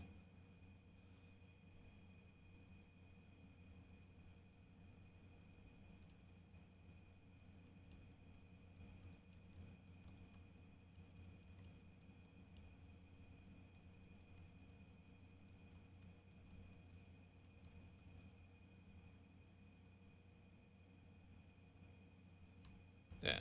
Lakey bastard. Fish loomed over him and laughed. Guess your codpiece wasn't on right.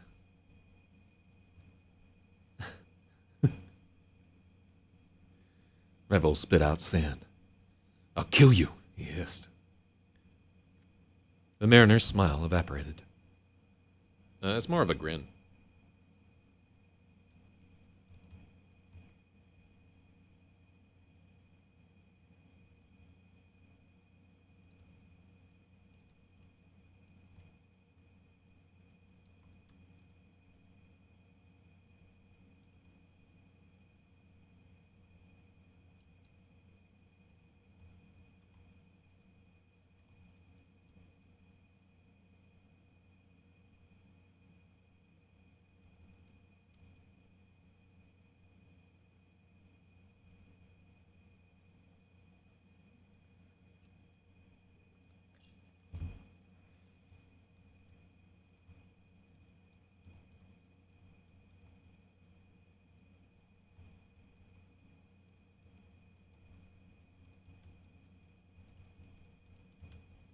Yeah. Oh yeah, yeah. The half this fucking story is about Revel eating shit figuratively. Um,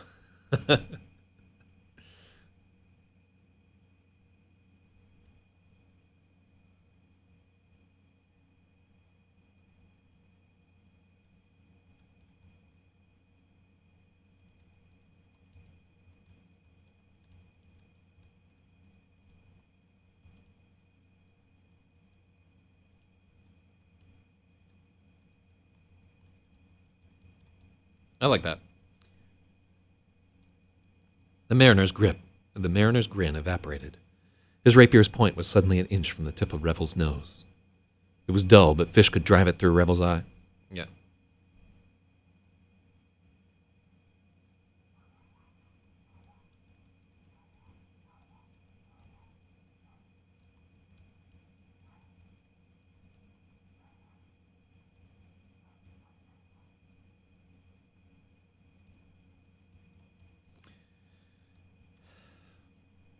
Ah, I didn't. Revel coughed. Good. I wouldn't suffer such a threat. I'd stomp you into paste. Then I'd get back in my boat and leave you here.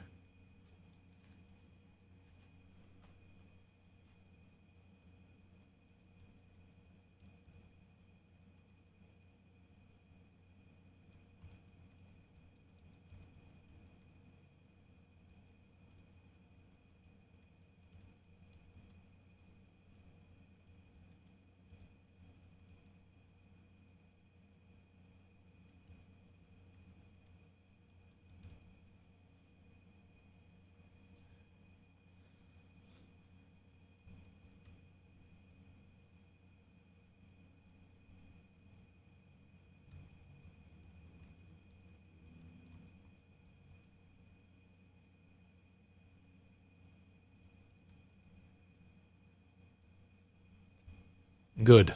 I wouldn't suffer such a threat. I'd stomp you into paste.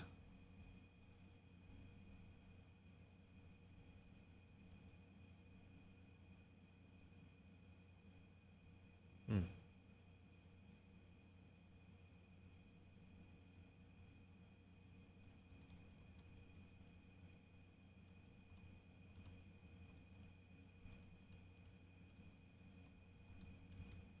Cool. Does Revel get a redemption arc? He does indeed. He has a fairly deep, like, so he has to go like much lower from here too. He starts as a relatively unlikable character, but he'll start to pick up a little bit of steam, and then he is going to make some terrible decisions within the Rapasaurus. I'm just telling you. But he's not a pure punching bag either. He is going to develop like some reasonable attributes here. All these characters should be complete characters. We're not going for like your lit RPG or like Golden Child type thing. All of these guys.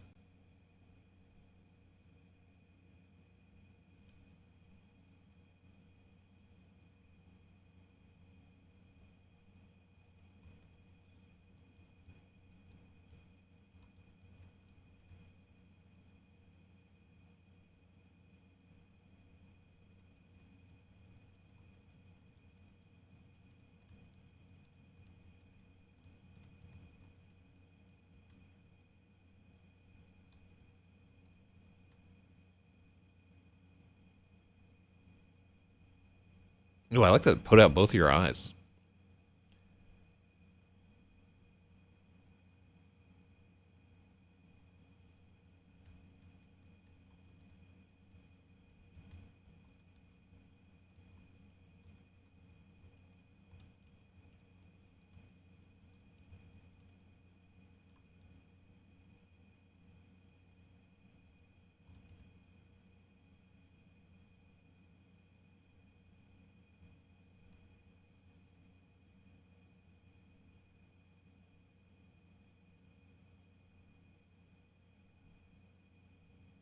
Oh, I cut out the. Did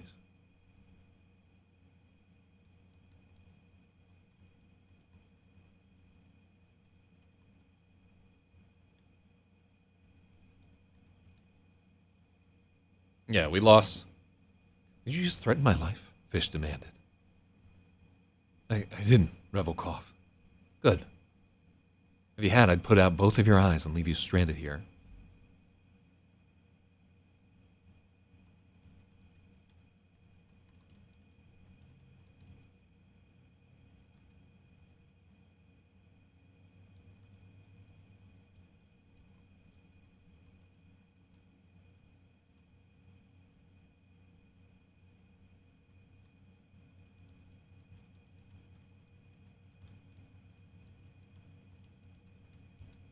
Yeah, this is very wordy. I'll crush you, cockroach. All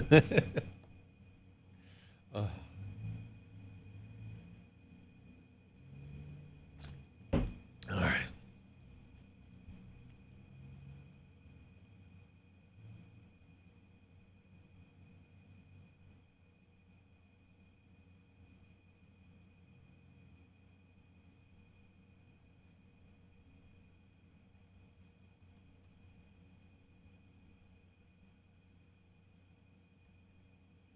Yeah, I like what Nognes is saying about having a direct threat rather than being if you had the conditional tense.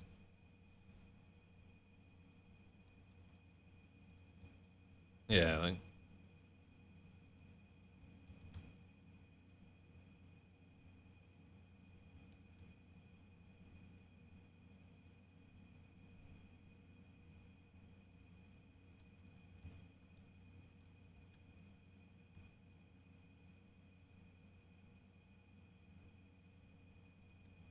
yeah, it's hard to like. Uh, all right, I think it's worthwhile figuring out how to do this.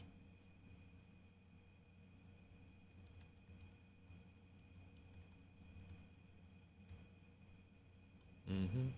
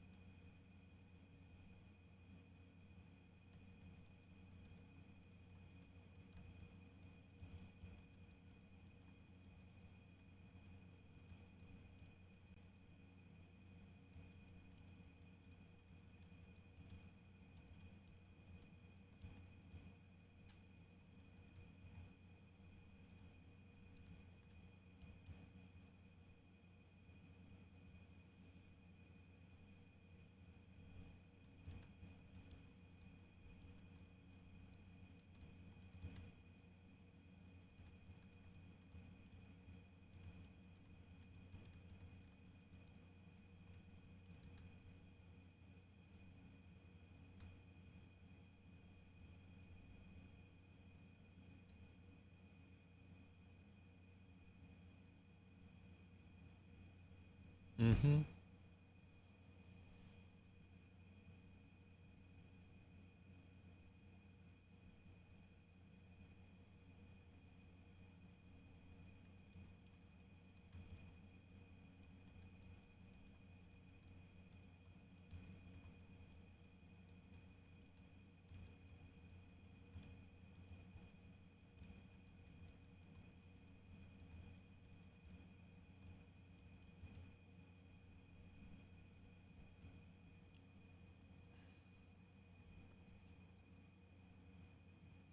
Yeah.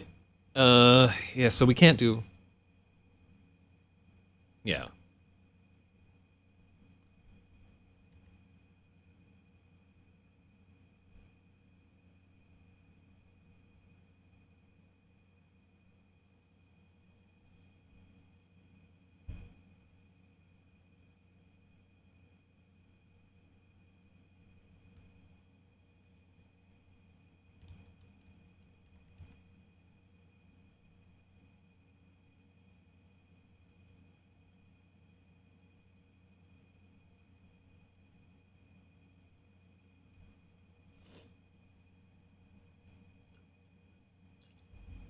Hmm.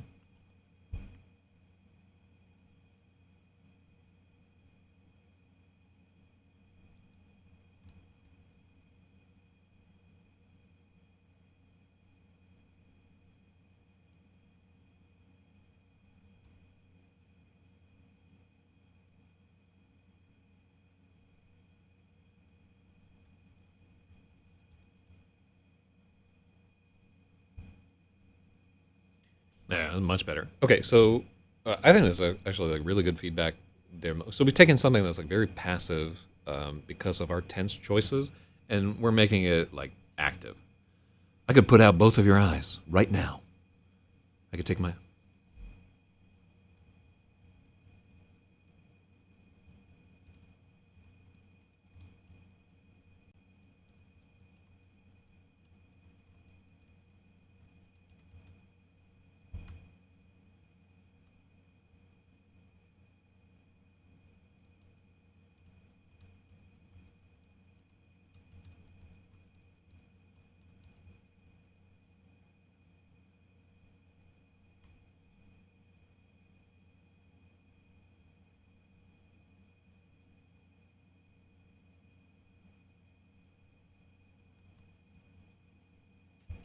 Revel, shut up.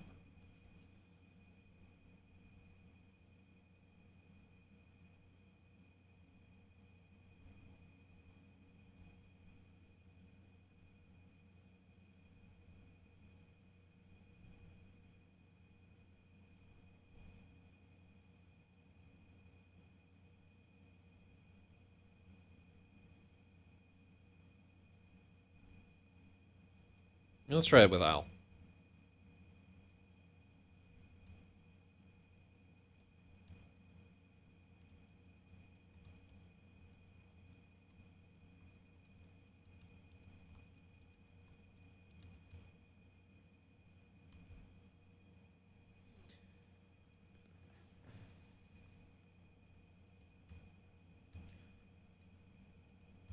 I think row off.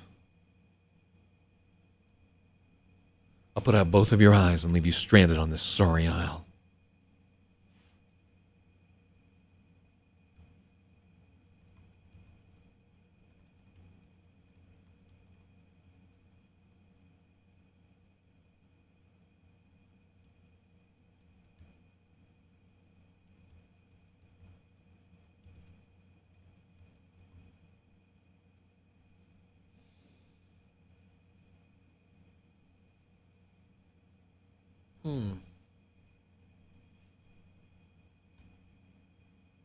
Oh, I like the use of boy.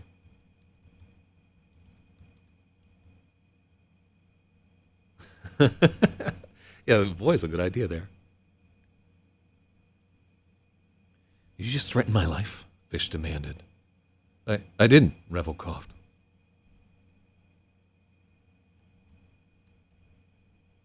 Oh, there's a difference between I didn't, Revel coughed, comma, and I didn't, Revel coughed. So the cough is like, "Wah." I'll put out both of your eyes, boy.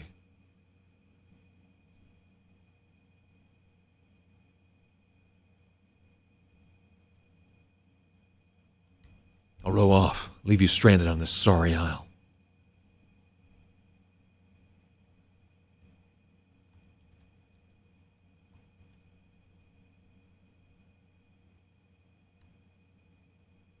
Revel held his breath.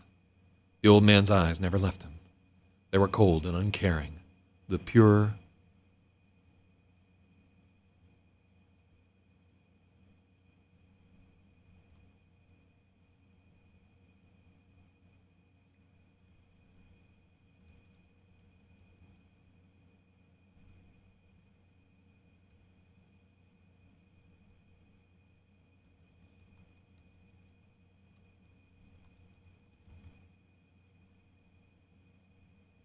Fish kicked sand in his face. How long would you wait? The ship to Kaz was yesterday. No food, no shelter. You might last a day. Not many come out this far. Maybe you could swim for it and hope the sharks aren't hungry. Maybe that horse-faced sorceress you're screwing will beg your wizard daddy to come rescue you. Wait, did I already cut out that aisle?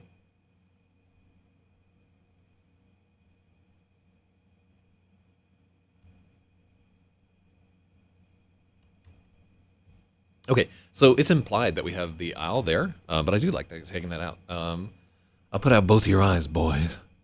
Row off and leave you stranded on this sorry isle. Revel held his breath. The old man's eyes never left him. They were cold and uncaring, the empty gray of those who ventured too deep. There was no telling what he would do. Fish kicked sand in his face.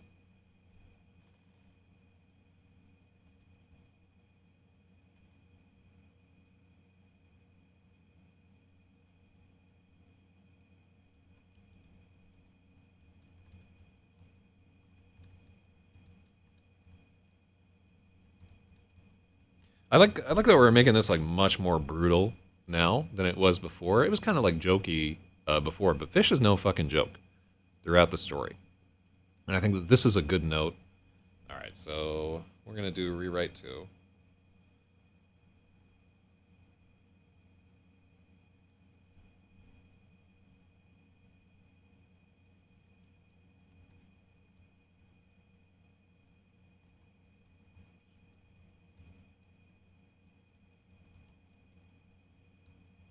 And later on, you get to find out exactly why he is new joke, because he is literally like been through more bullshit than all the other characters put together in terms of the RAPAXORIS. What did Fish do to be treating him like? Fish is an ornery old cunt. He is just that person. He is he's like an old man who is basically like barely stitched together, suffering, walking around. And he doesn't put up with any bullshit. He does not like Revel. He is using Revel, and you will find out why in a little bit there. But it's part of there's some of like the Daniel San type, Mr. Miyagi type shit happening here, where part of the training is that it's like this. But Fish is just an asshole on top of that. It's part of his character, and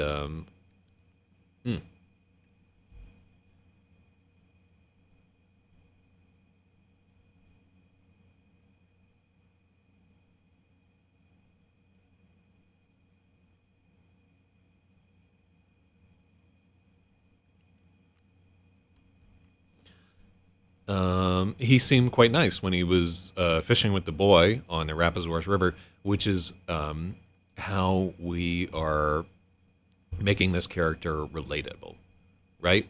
He is a cunt to everybody else, right? Everybody in the RAPAXORIS and so forth.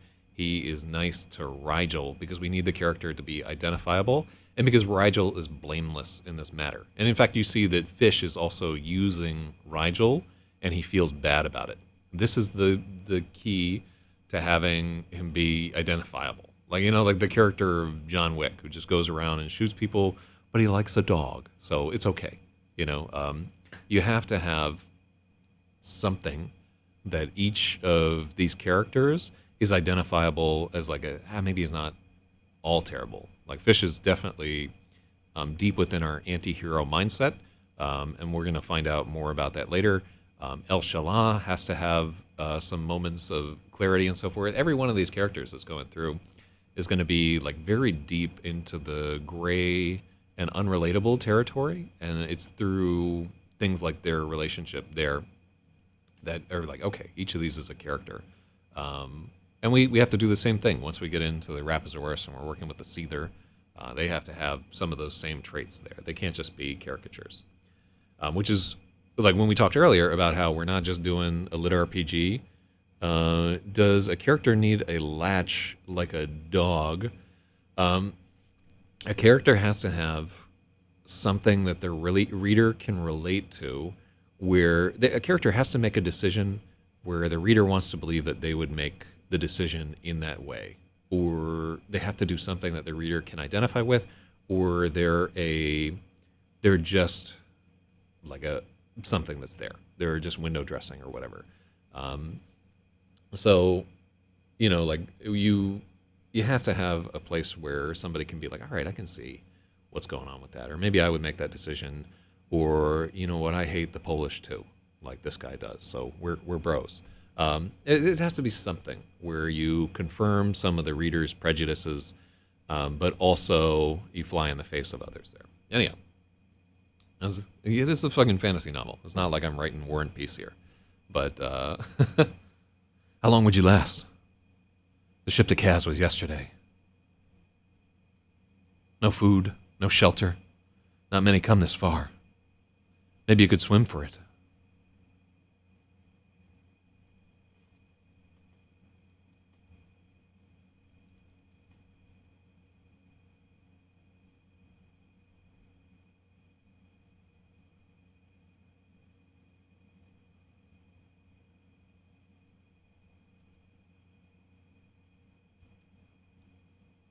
Hope the sharks aren't hungry.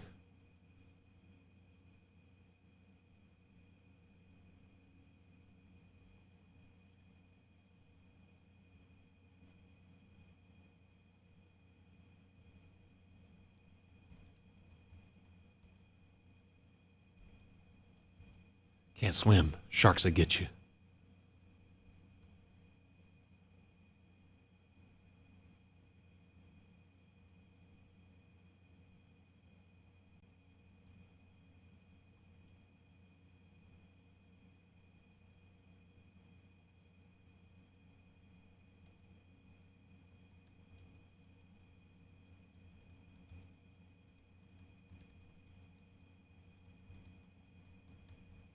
Maybe you can swim for it.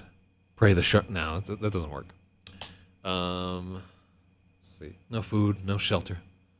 Not many come out this far.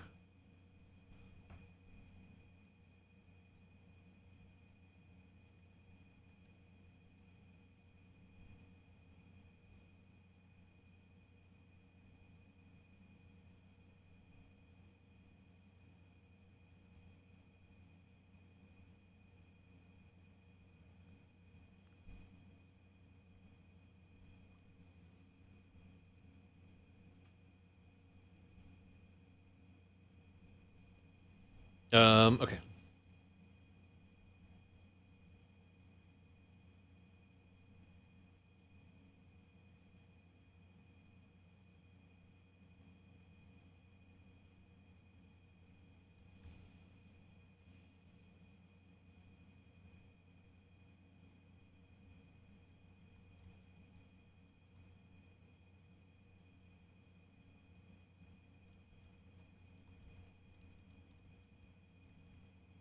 Yeah. All right. I like that a little bit better. All right. So let's read through this one. The ship to Kaz was yesterday. No food, no shelter.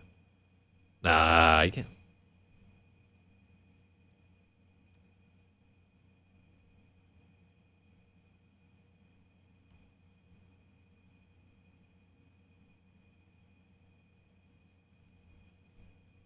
How long would you last? Not many come out this far. The ship to Kaz was yesterday.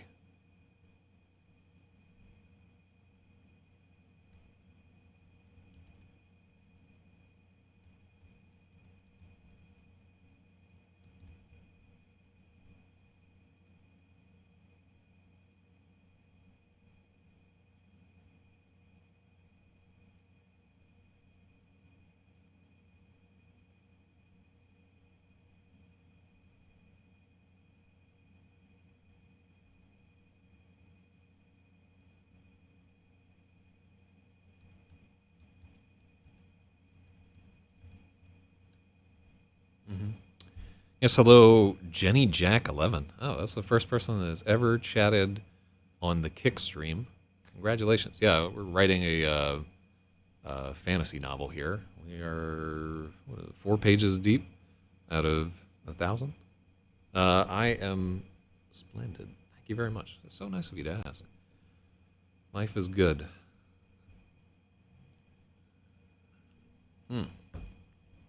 I'll be more splendid if I can finish this chapter. All right, what do we got?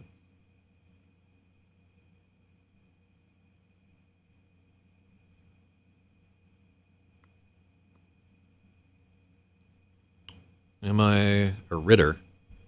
Yes. Yes, I have 7 books in print right now. This would be either 8 or 9, depending on the publication order there. Yeah, I write a bunch of books. You can see my website up over there. And a bunch of those books are available for free. Whew. Oh, this is something that we shoehorned in here. How long would you last? No food, no shelter. Not many come out this far. Ship to Kaz was yesterday. Next one's a week.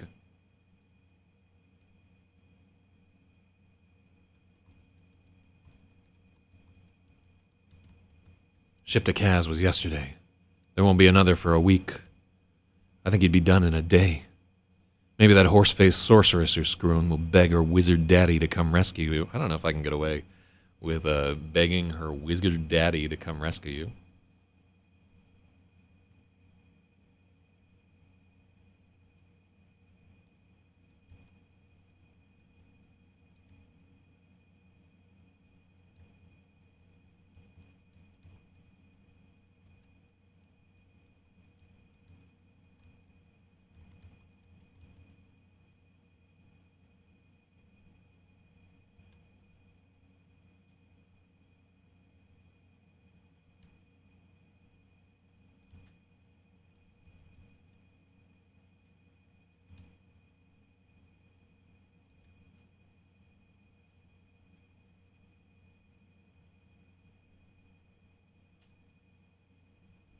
Wrath isn't even back yet, is he?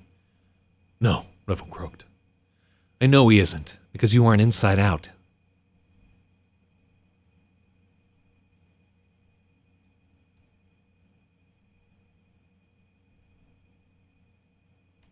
Yeah, that's not good.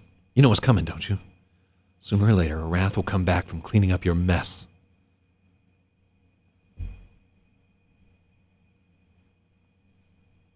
He's bound to find out the Duke's disgrace spent all... Oh my god. Oh, this is rough. Am I a romantic writer or a thriller writer? I would say neither. This is what I would call fantasy. So I write mostly fantasy, science fiction, and literary fiction, which is just where you pretend that your story is important. Oh, I can't stand the fucking term literary. By the way, it seems like one of those things you can't award yourself.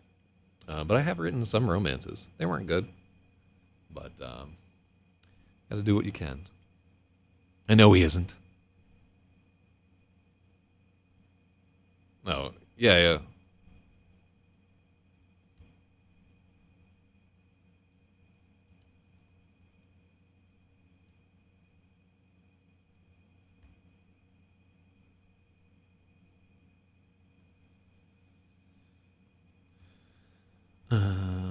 Literary. Am I married? Yes, to the Lord.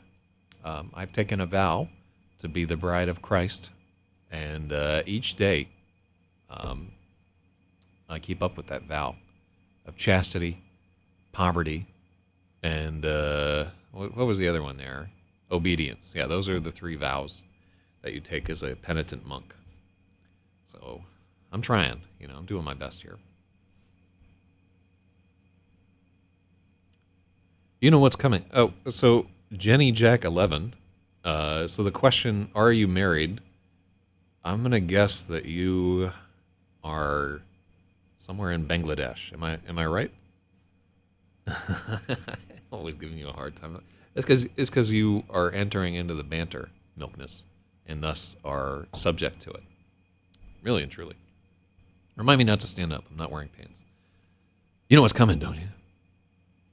When Arath gets back from cleaning up your mess in Tiraljitan.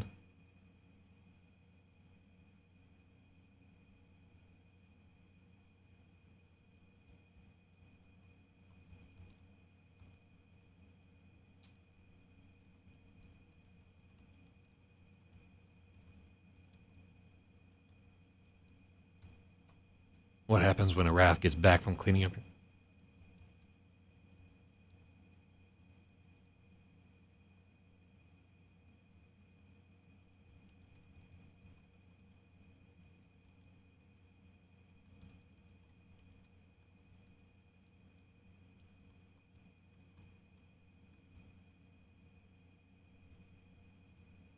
Yeah.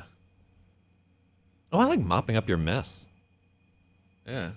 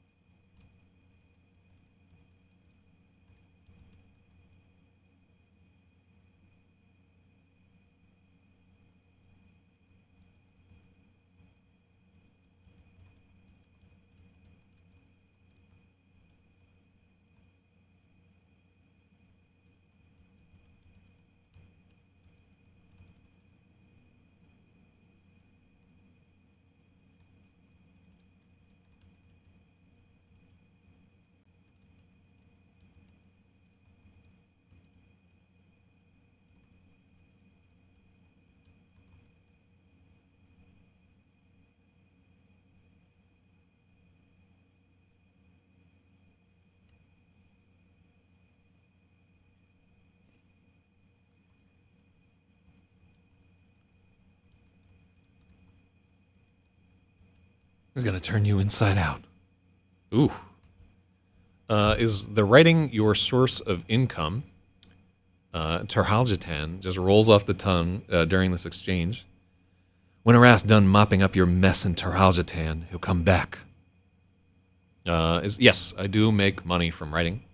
I'd make more money from doing a radio show every Friday night. And then I also make money as a gigolo, but don't tell anybody.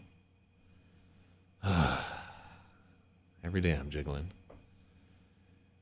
It's a rough life, but yeah, there's not like a lot of money in writing. I highly encourage you to seek other employment if you ever want to, because I mean, fucking robots are going to be doing all this in a year, maybe tomorrow.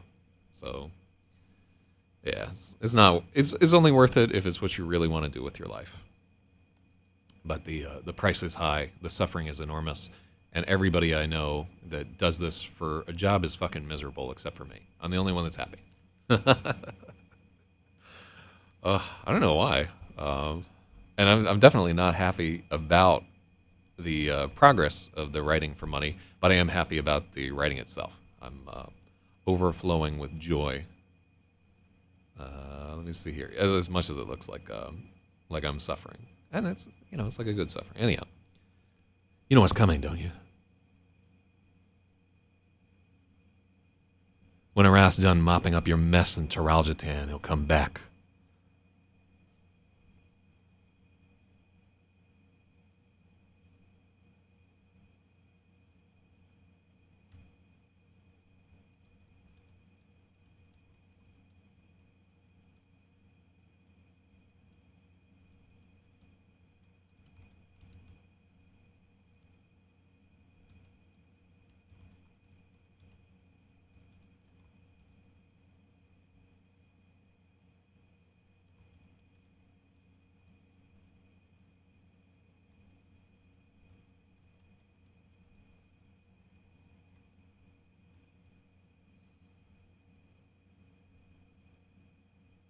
Okay, cool. 10 to 2, he turns you inside out. What do you think about that, you cocksucking, kick-ducking shant? Revel clamped his jaw shut and fought to keep from crying.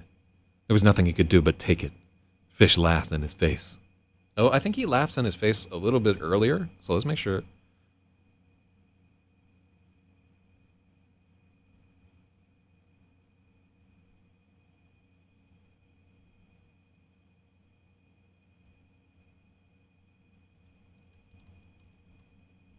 Fish laughed at his own wit. Kick Ducker.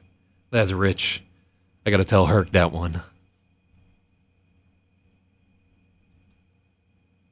That's a Norm Macdonald one. That's rich. Ugh. What's that from? From like one of his Conan appearances. Where he's reading from a book of he was reading from his own book. He was like on there. And so the joke setup was like he pretended that he was just like reading through his own book, and he's like, that's rich. Closes the book, goes on with the interview. It was good. It was solid. I tried to read. I should finish that fucking book.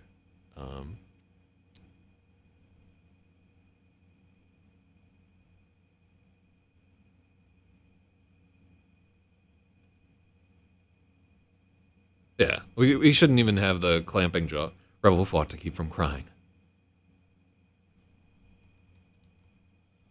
Revel bit down to keep from crying. There was nothing he could do but take it. Fish laughed at his own wit. Kick Ducker. That's rich. Gotta tell Herc that one. The high one smiled.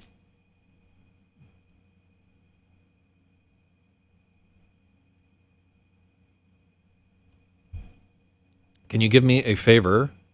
I am a graphic designer. Can I do the job or do it for myself? Well, do you have like a Fiverr or something, Jenny Jack? I also do graphic. I do all my own covers and stuff. So I generally I don't hire graphic designers. I just do everything myself. But let me see. Yeah, this is also Kick is a terrible place to try and drum up work. You can just like create a site on Fiverr and then pick up like a stream. And you also didn't answer where you're from. I'm guessing you are either from India, Indonesia, or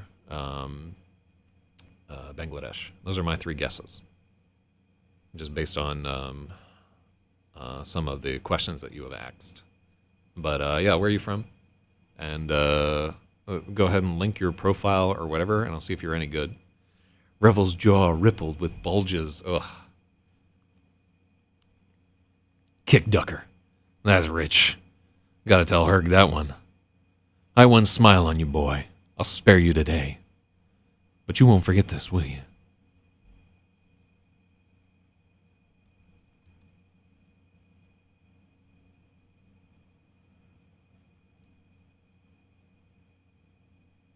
I won't smile on you. I'll spare you today. But you won't forget this, will you? Never threaten me again until you're ready to kill me or die yourself. I won't forget, Revel promised. A bank of dark clouds stole the sun. Dark clouds stole the sun. Sparring was done. Revel's bits were so battered he could barely sit down to row them back to Laz. The only bit of luck.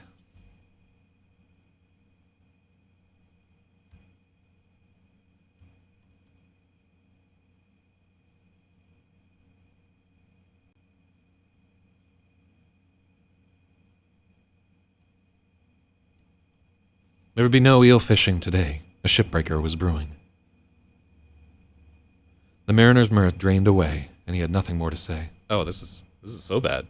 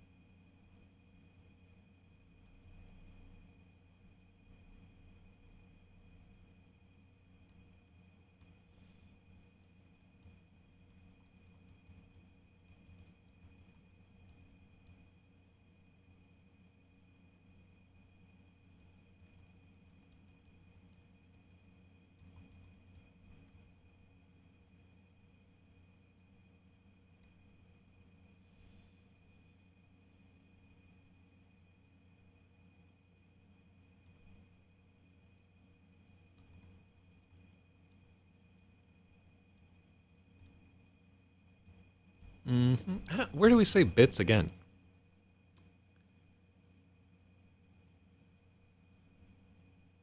Oh, yeah. We're rewriting the whole thing. Yeah, that's a good point.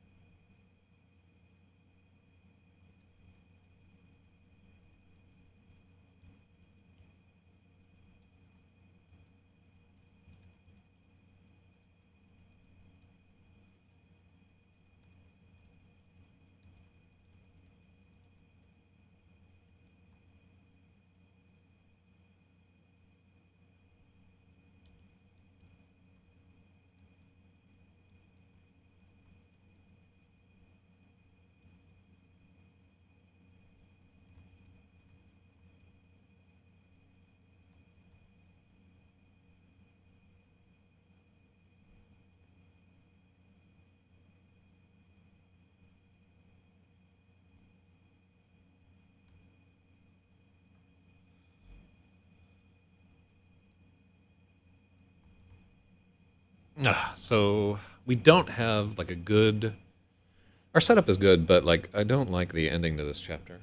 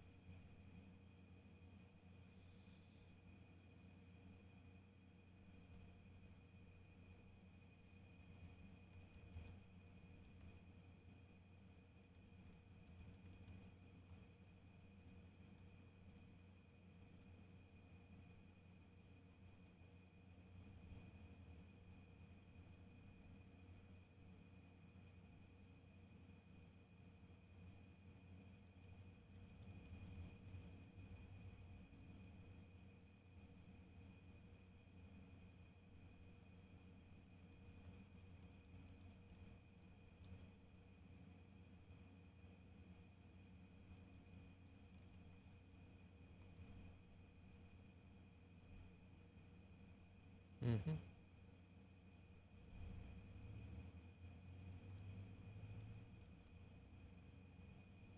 Yeah, Rebels aching. It is ending here. This is going to be the end of our first chapter.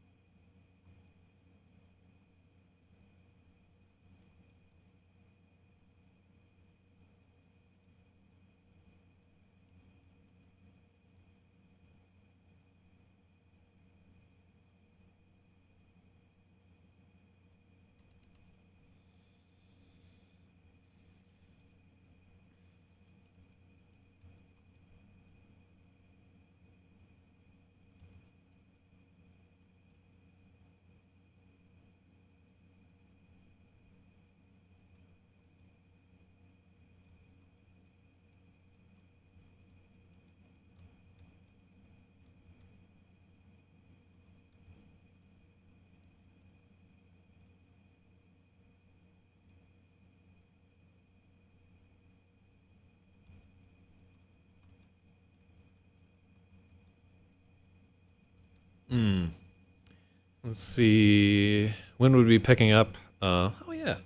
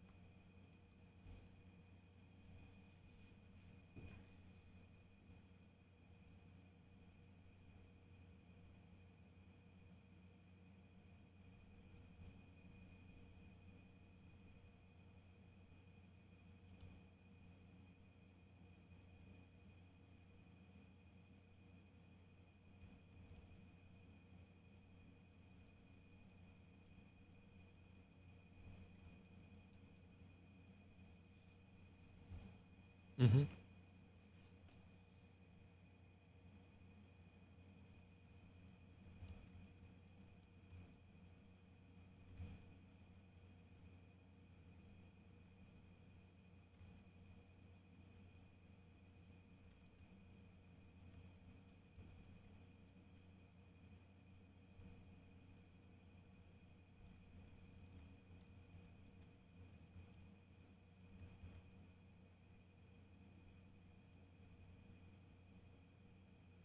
Mm-hmm. No, we're not slapping a horse. I don't like it. Let me see.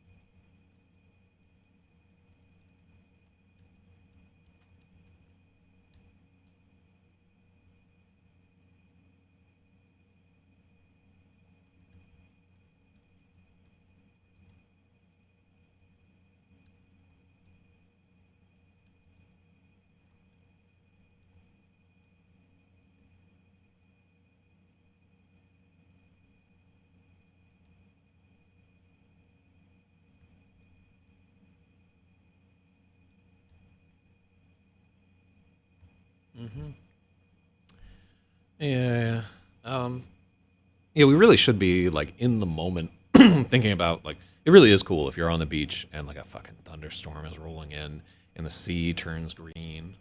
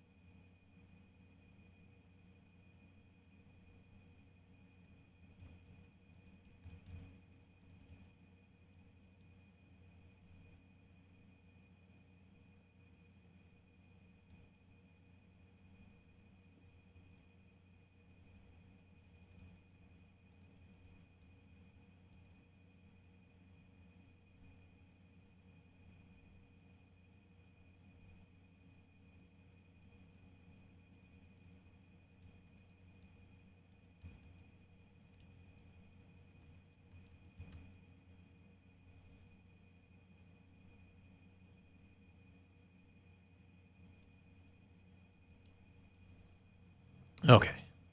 Ooh, I would love to call it like a phalanx of lake birds, but phalanxes are so specific. Um,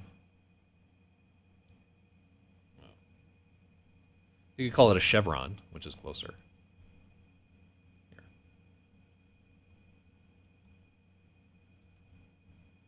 Yeah. Oh, can we get away with a chevron of? Yeah. Follow X follow.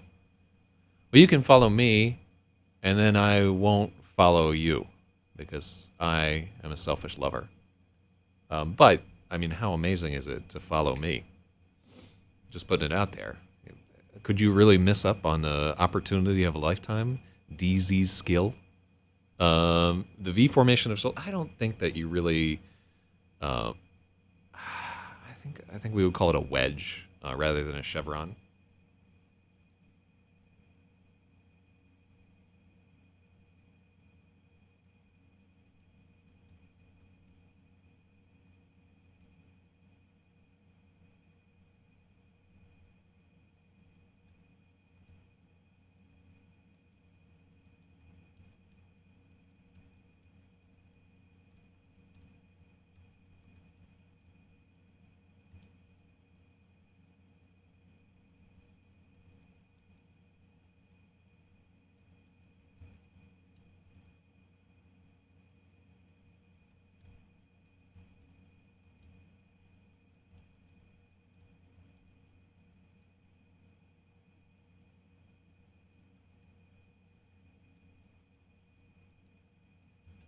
There we go. I like that.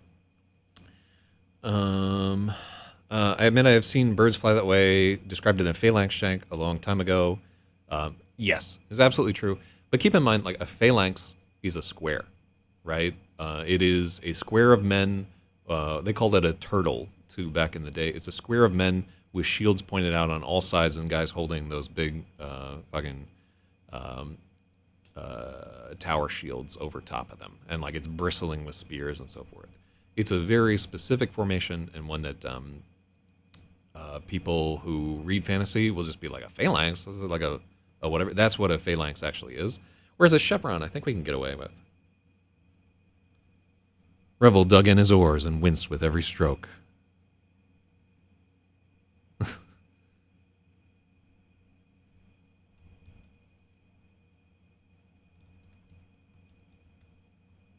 He winced. I like that. Let's not forget that his balls are battered here.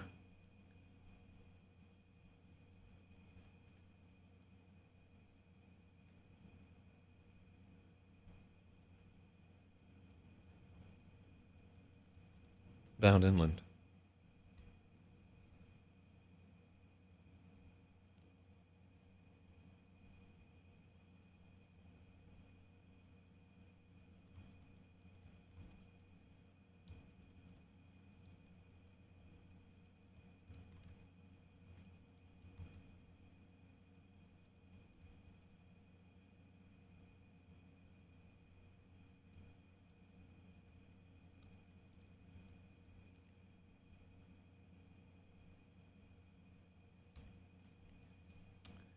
A Macedonian phalanx or a later Spartan shield and wall. I'm not going to get into the.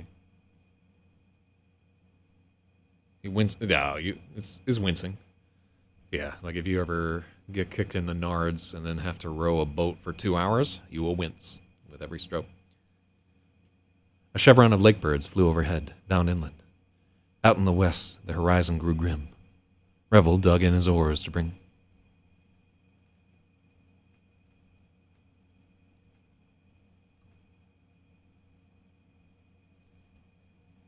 Revel turned south and dug in his oars to bring them home. He winced with every stroke. Okay, cool. Would be an option. You know, it's an option if otherwise you're just going to get caught in a hurricane, which is, there we go.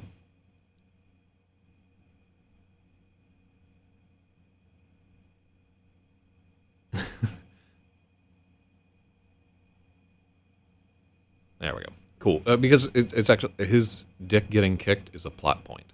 So we need to reinforce it. I love that his dick getting kicked is a plot point. Do-do-do.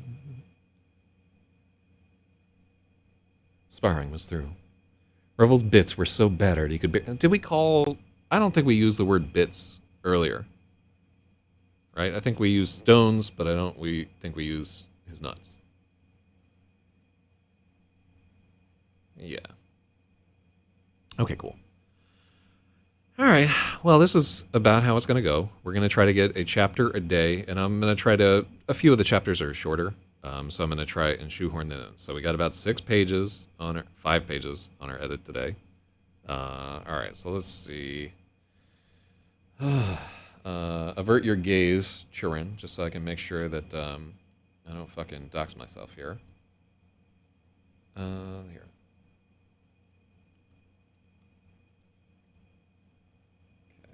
Document. All right, cool. Now we can get back. All right, so let's do. We'll have it be fucking.